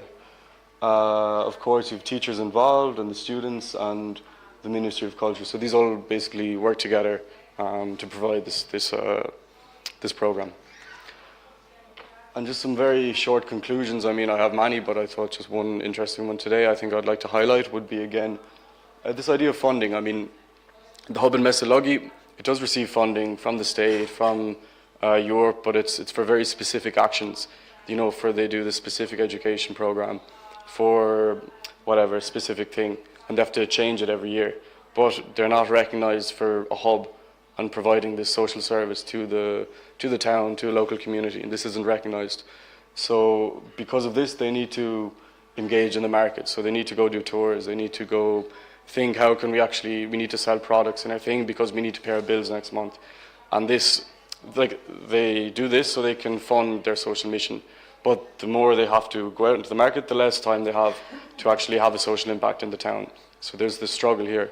Whereas in Austria, it's funded, it's recognized as an open space. Again, it's been around for a much longer time. I think it's about 10 years. So they're more aware of what it is, what it does. But they've been able to establish a relationship. It's completely funded. So you don't, as I have from this quote here, you don't have pressure. So without the pressure, people you know, they can have time, they have space to think, to do ideas, to do different things, to do projects, maybe for work, maybe not for work, but this is the whole idea. And then, yeah, I have another, just from the same interview, it's for the Austrian case, but I think it sums up the two really nicely, where, you know, both they're a place where you can follow your instincts and what you're interested in. And, you know, it has a value on the local level for the municipality, but also on a societal level. And also, one really interesting thing about this place is it's a meeting place where people in the same town, which are both really small, but they meet different people that they never even knew existed in their small town. Interesting people that are different, that are curious, that you wouldn't meet in the football club, you wouldn't meet in the church or whatever. It's just they're local focal points for these different interesting people. And then when these people come together, interesting things can happen that change the narrative in these small towns. It's nothing is happening, there's no opportunities, there's no interesting people there, but people leave. So generally this is just an interesting finding for me, and I'll leave it there. So thank you very much. Thank you. Moving to Antigone.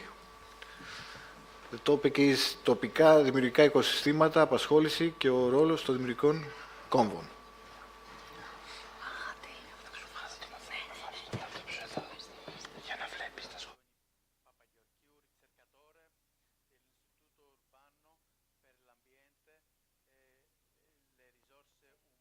Καλημέρα, θα μιλήσω στα αγγλικά.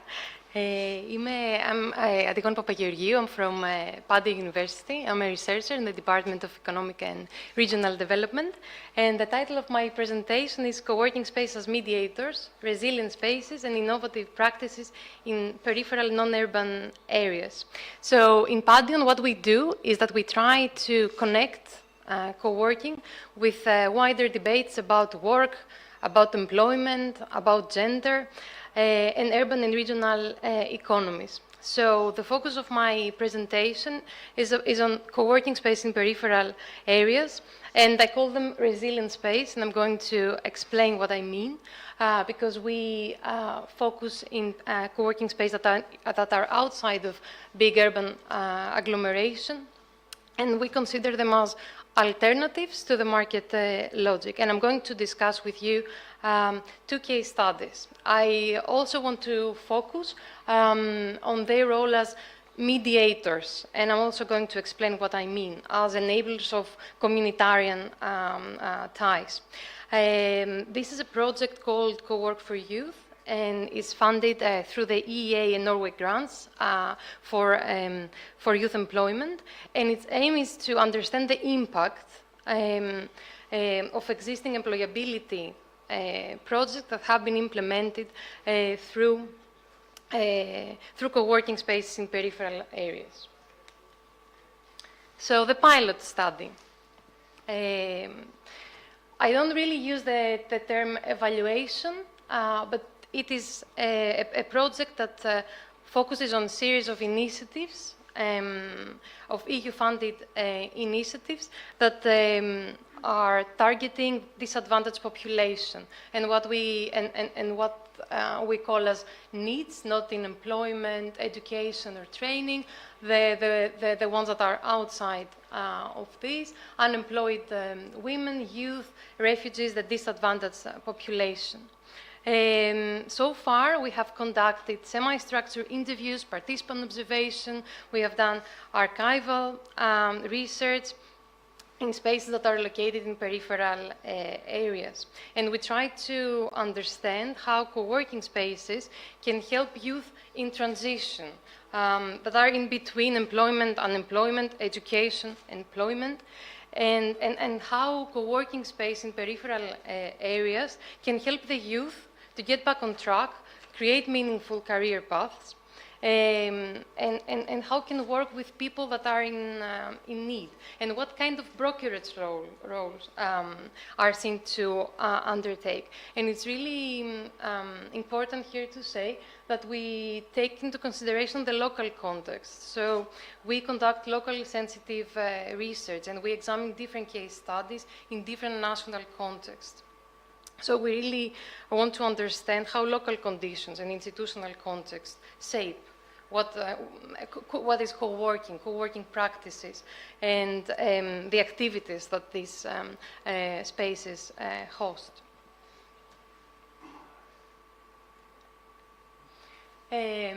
From our research on co-working spaces in metropolitan cities, in big cities, we understand that co-working spaces act as gateways, as places that have the ability to actually host users that have this dual identity. And it's really crucial to understand that people that are travelers and are workers at the same time.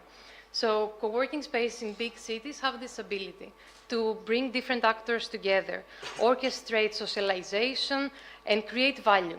And this is the reason why collaborative workspaces are seen to contribute to innovation processes in the construction of urban innovation ecosystems. And by saying value, I want to underline that value actually can take up many forms.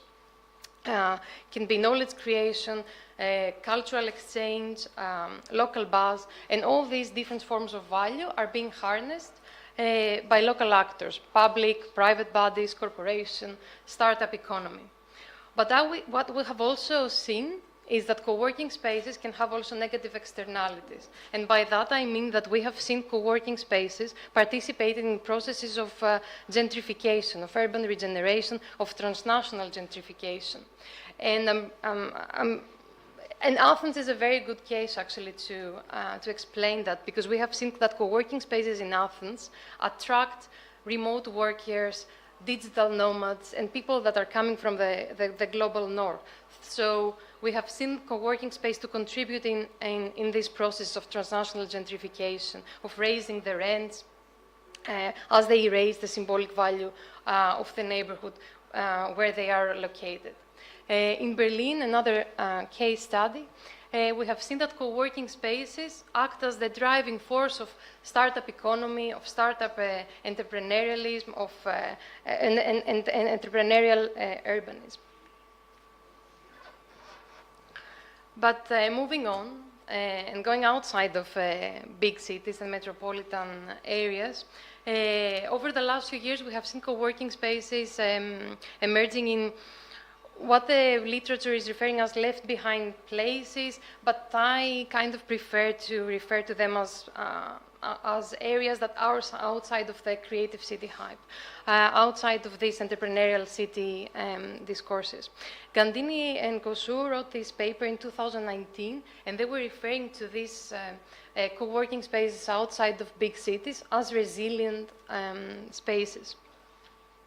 And by that, they mean that they are kind of outside of this entrepreneurial ideology of collaborative individualism that is very neoliberal and neo-corporate, in my opinion. And I kind of agree with what Gandini and Kossu tell in this paper.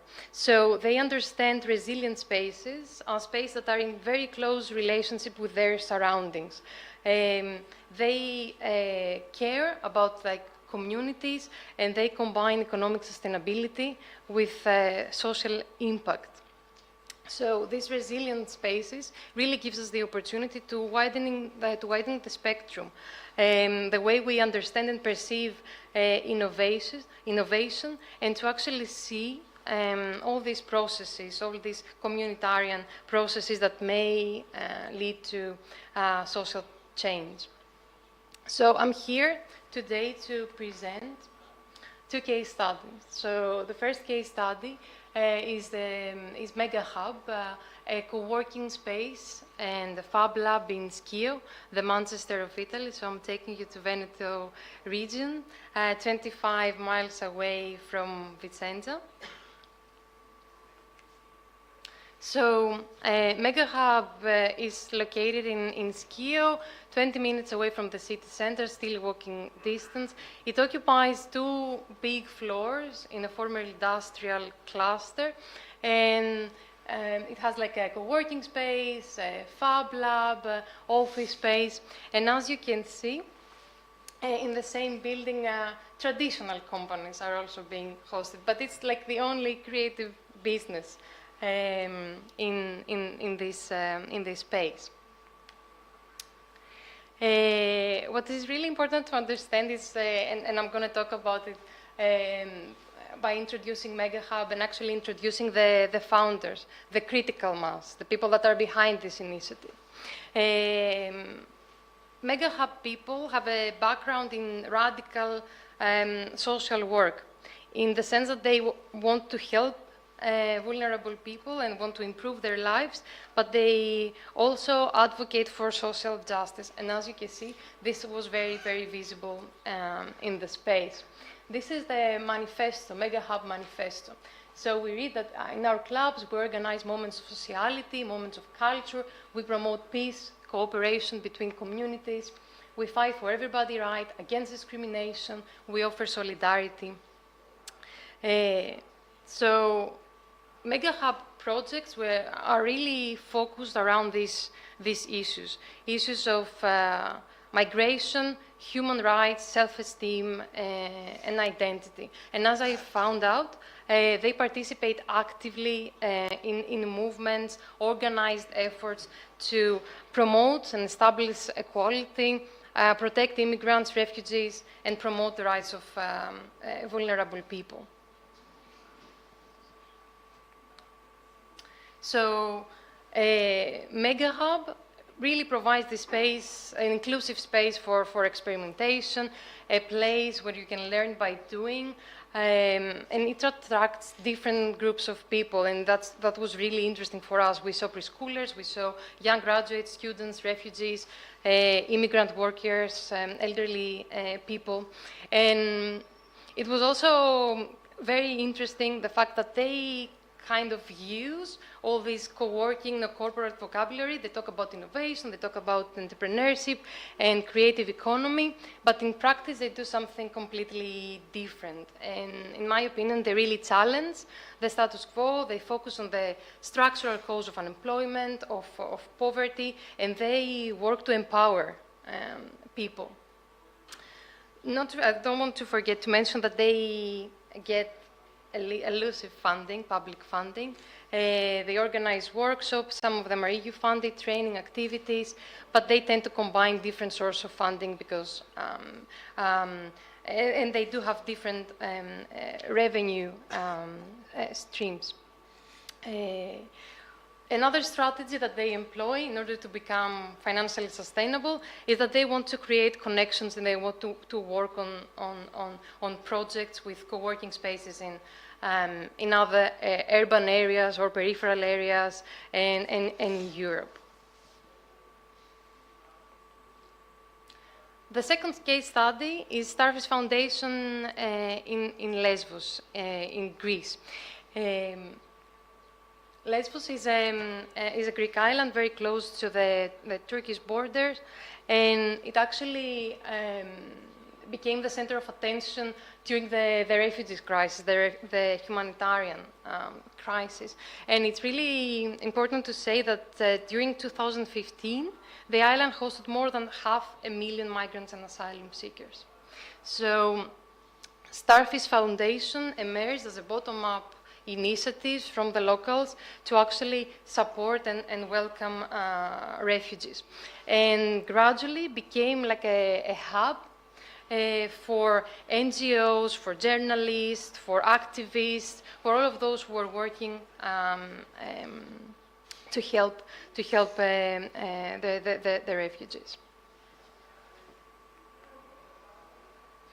They also have an open space and a co-working space, and this is where all these different groups of people meet and collaborate. They host events, meetings. They have an open, multilingual library. It might sound something not that important, but it is. But because it cultivates like an open and inclusive culture, they also work with the locals. They don't only work with refugees and immigrants, they also work with locals, and they try to equip them with digital and entrepreneurial skills. These are some of the projects, initiatives that they are working on at the moment. The first one is Folia, Nest, in Greek, and it's a safe house that offers like a shelter for single women and their children. Bug for Everyone, another project that focuses on skill building opportunities. They are doing sewing lessons. And another one is the self-defense empowerment. It's a project that aims again to empower and connect individuals through effective self-defense techniques. Again, we see here that they are working with vulnerable communities, and they try to create like a solidarity space. And this is a final slide. This is how I finish my presentation, and I'm really trying to build on what Colm just presented to us, and systematize a little bit how these social spaces, these open spaces, these resilient spaces function, and function as mediators of practices. We can call them innovative, social innovative, that also cultivate communitarian ties. So from one side, they address labor. From the supply side, they organize workshops with preschoolers across different levels of education. They try to integrate disadvantaged groups into training. They work with surrounding employers to upgrade the skills of the staff and future employees. And also they attract high-skilled professionals. And from the demand side, they facilitate the onboarding process, like the hiring, the training process. They try to ease the digital transition. They share new forms of work and entrepreneurial working cultures, and they facilitate this knowledge sharing among different groups of people. So these resilient spaces represent alternatives to market logics and strongly advocate for social change. And what I wanted to say is that policymakers really need to provide the space for alternative interpretation of innovation, of co-working space, and also capitalize on the willingness of this social space, of these resilient spaces, to play the role of mediator. So we need policies that create the conditions and the structure to promote these new ways of acting. So, thank you very much. Thank you, Antigone. So coming to the last presentation, Alexandra, χώροι συνεργασίας σε μη αστικές περιοχές, νέοι ποιοτικοί χώροι εργασίας για τις γυναίκες. Στοιχεία από Αυστρία και Ελλάδα. I think these last presentations give a lot of thought, can give us a lot of food for thought for the next programming period for a new project. So what I would like to do in my presentation today is to share some of the results or some of the findings of my research for my PhD. And I have conducted my research in 4 very different collaborative workspaces in Austria and Greece. More particular, I would like to discuss how such workspaces could enhance the working lives, but also the lives in general of women living and working in rural and peripheral areas in Austria and Greece. And in so doing, I hope to be answering some of the following questions, namely what challenges exist for women in rural areas, in the labor market as well, and just living there. What is the role of collaborative workspaces? Why are they important, not just for the people, especially for women using them, but also for the local environment, for the local context? And what are some of the aspects of gender dynamics within those spaces, starting from the amount of the representation of women in these spaces, up to how these spaces actually answer to the needs of women in the spaces. Then finally, how such spaces could look like, and what have the female users of such spaces told me that they value about such spaces. Why do they use them? So to set a bit the context of my research, we heard already about this rise of collaborative workspaces in non-metropolitan areas as well. So I will not go so much into detail, but maybe I will say that we heard that rural areas suffer a lot from young people leaving the areas, but there's also some counter trend of people in age groups of mainly end 20s to 30s, like a counter trend of coming back to the rural areas. And this has to do with the renewed attractiveness of the quality of life in the countryside, but also sometimes the availability and low cost of real estate in these areas as opposed to cities. And for the Greek context, we can also say that there has been like a kind of crisis-related counter-urbanization that we saw, particularly for people working in the creative and cultural sectors. So we saw also some community-led co-working spaces rising in numbers during the crisis years in Greece. Second thing is that we see an upcoming of female-only or female-centered collaborative workspaces. They have their origins in urban areas and are predominantly there, but we now see them also in rural areas. And those spaces they have a focus, for example, on female entrepreneurship, and they often work together with some childcare institutions. Sometimes they have them in-house, or they work together with a local institution. And then when it comes to gender dimensions in collaborative workspaces, we do see an increase of female users over the past years, but when it comes to the position of people working in such spaces, it's mainly the founders are mainly men, and whereas women are predominantly the staff, and especially women are occupying caring roles such as the community manager roles. Then we also know that gender inequalities are persistent, particularly for women in rural areas, and also gender challenges differ from in rural areas than from those in urban ones. So we see, for example, that job prospects for women are hindered in rural areas by structural deficits like commuting time, like access to workplaces, but also supply of infrastructure, etc. But also prevailing gender agreements like conservative family models and more traditional gender roles.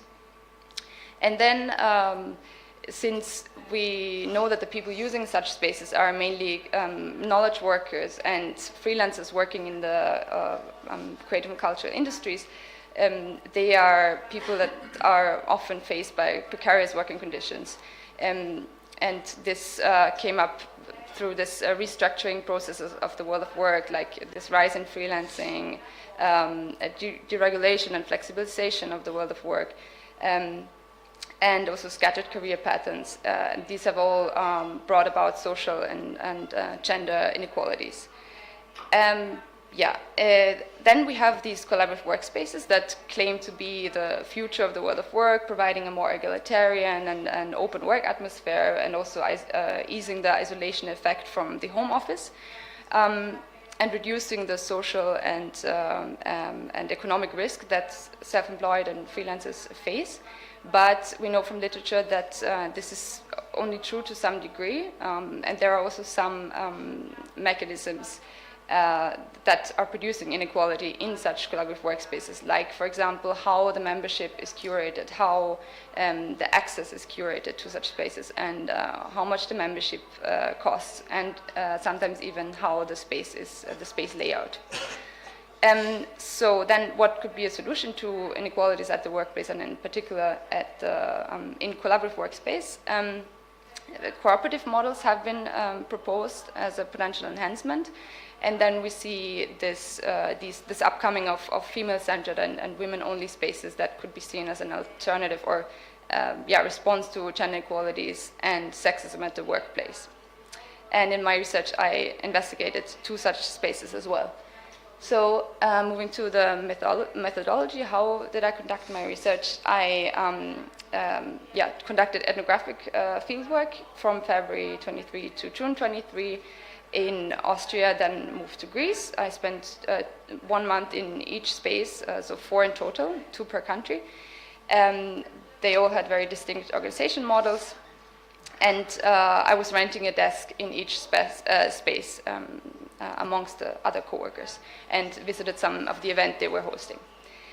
So my main methods were participant observation and interviews and conversations with people, like mainly with the users of the co-working spaces, but with founders, operators, and the staff working there. In Greece, I also immersed myself a bit in the digital nomad community, and I was also speaking to other actors in the field. To start with the first case, this is what I call a life lab in Austria. On the table here you can see this is kind of one of the centers of the space. It's used as a desk, but also for discussions about the cooperative, and also even poker nights are hosted as some social events for the members. So what is this space? It has two pillars. One is this network. It's an association. It's a network of open citizen labs that can be established in any village in Austria, and they just have to adhere to a charter that the association set up. And so everyone can propose some workshops, can share their talents with people living in the area. And then on the other hand, we have this Life Lab cooperative.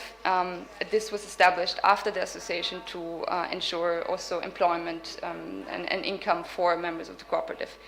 And this is the space is hosted by the municipality. They cover the rent and the running costs, and in exchange for that, the cooperative engages in project with a social impact for the local community, mainly in educational projects and cultural projects. And for example, now, since that region is the European Capital of Culture in 2024, they are engaging a lot in projects around that.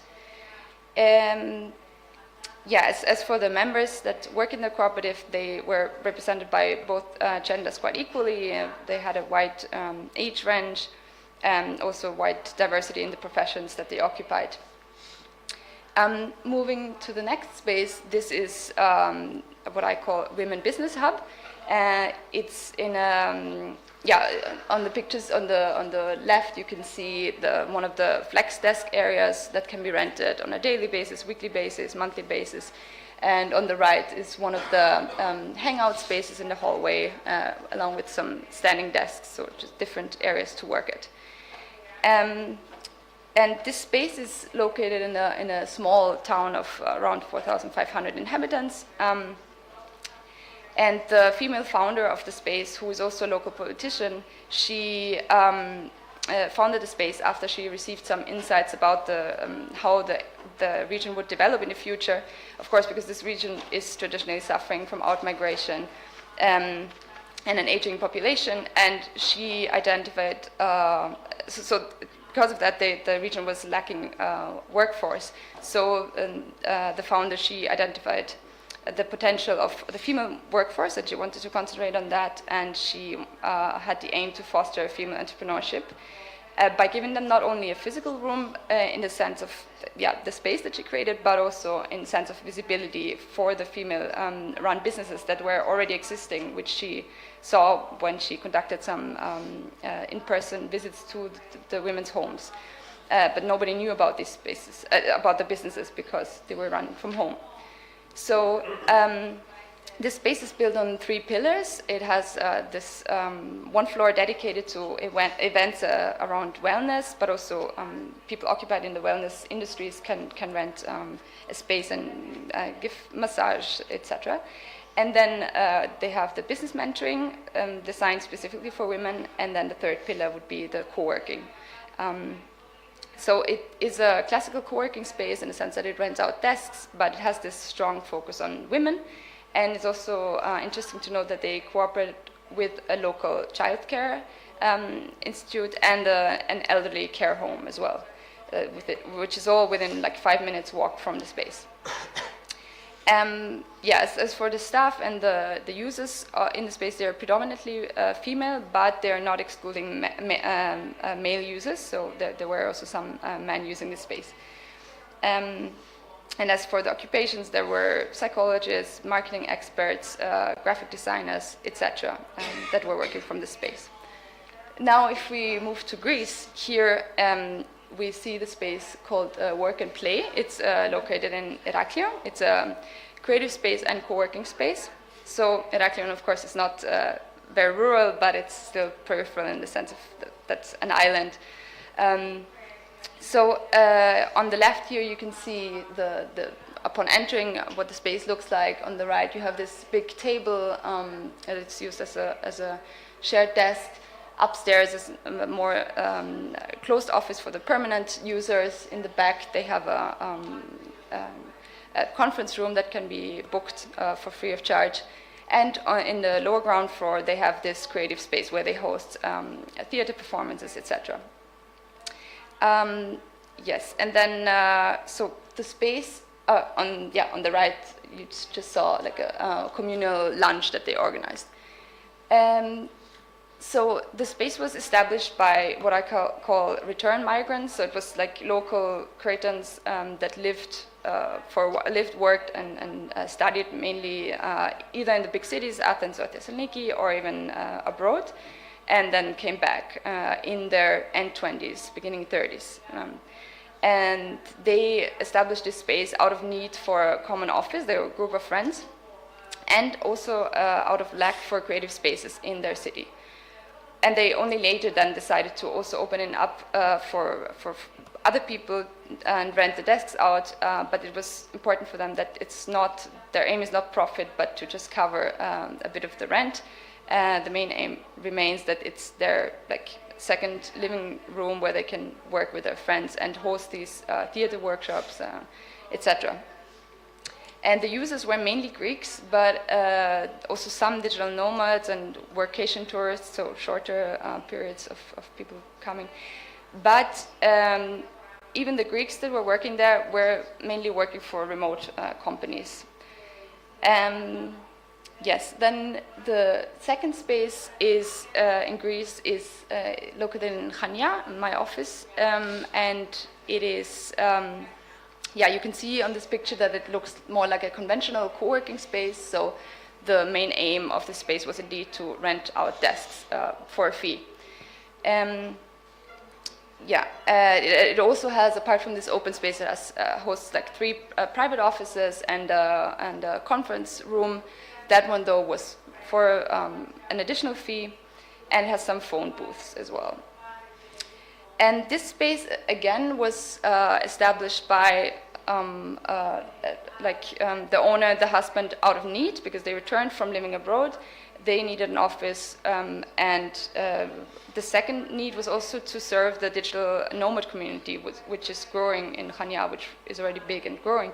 And indeed, the owner of the space is also very involved in that community. So she created a WhatsApp group, Facebook group, for these people, and organized weekly dinners for the nomads there. And the users again were digital nomads mainly, but also some Greeks, again working for remote companies. So to move to my findings, what are co-working spaces for the female users? So first of all, as now I think became clear, is that I found that many users, including in the case of Greece, also the founders and operators of the spaces, were return migrants that returned to the villages and regions where they had grown up in, and but they were still longing for some kind of urban feeling that they were missing in the more rural areas that they came to. And then other key aspects that I found out, what the women told me, is that the spaces gave them a sense of security. As an example, the cooperative in Austria gave them financial safety by providing them a monthly salary and limited personal liability, which you wouldn't have if you were a freelancer. In the case of the Women Business Hub, for example, it was more providing a physical safe space, and they described the special atmosphere when only women were present. That was characterized by a motivating, positive, non-competitive, and also encouraging space. In Greece, it was more just financial safety by sharing the cost to rent an office, or making just a little side income by renting some of the desks in the space. And another aspect was flexibility that was valued very highly. So these spaces really accommodate the unpredictable work patterns that freelancers and self-employed face. And they, also flexibility can also be seen in the terms of different offers for how long you want to rent a desk, etc. This also catered to the needs of the digital nomads and the workation tourists a lot. Then well-being was another important factor mentioned. This was particularly in Austria. So physical and mental well-being in Austria, or actually in all the spaces, ergonomic desks, chairs were valued highly, and natural light-flooded rooms, etc. And then in the cooperative, they had a priority also on mental well-being. So they hosted a lot of, they hosted some talks and around well-being, and some well-being activities were also part of their yearly planning for the cooperative. And in the space in Heraklion, it was more like described as a cozy space where they felt at home with their friends, etc. And then all of the 4 cases also contribute to personal growth and skill enhancement, fostering a culture of continuous learning. For the space in Austria, the cooperative, this was described as a space to try out and learn. And this Women Business Hub was, as I said, offering this mentoring and business mentoring program, particularly for women. And another important aspect was networking. Again, in Austria, the female-centered space had this monthly networking event that was open also to non-members of the space. So women from all the villages around would come to the space once a month and would kind of exchange. And this was very important to give visibility to the female-owned businesses in the area. And often professional synergies would arise from these networking events. And finally, there was a concept arising that I call room of one's own, where it was, I saw a strong desire for women to leave their home sphere for a while as well, to have this other separate physical space that was this co-working space. And it had a very different specific personal meaning for all the women that I interviewed. For example, for one of the users of the Women Business Hub, this was, she considered it her professional space where she could go and have meetings with her clients, which even though she had an office, like a dedicated office in her house, she still wanted to have them in the hub because she considered this as a more professional space. Now to close my presentation, I would like to discuss the findings a bit. So are collaborative workspaces really the future egalitarian workplaces for women?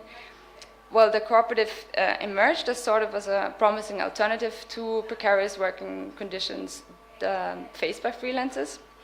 And by offering this balance between flexible time management and a sense of security, particularly by having this regular income, and also then the cooperative's emphasis on shared responsibilities, commitment to democratic decision making, transparency, etc. They allow members to navigate different stages of life while having this economic stability, and contribute to the members' satisfaction and mental well-being. And we also know from previous literature on the organizational structure of collaborative workspaces that this model indeed appears to be enhancing gender equality as well. But we have to note that setting up a cooperative comes with a lot of difficulties and running it, accessing funds and resources, especially time. So this was mentioned by the people I spoke to as well. And Women Business Hub, this is shows a unique approach to addressing these diverse needs of women living and working in rural areas, also particular needs of women living in these areas. And it offers women a supportive, empowering environment to counteract potential negative experiences they had at previous workplaces. And the distinct value of this space is also that it acts as this platform that elevates women entrepreneurs by providing them particularly with visibility and recognition that they might not receive anywhere else. And especially through the networking events, which I I would argue that are particularly important for rural areas. This is important.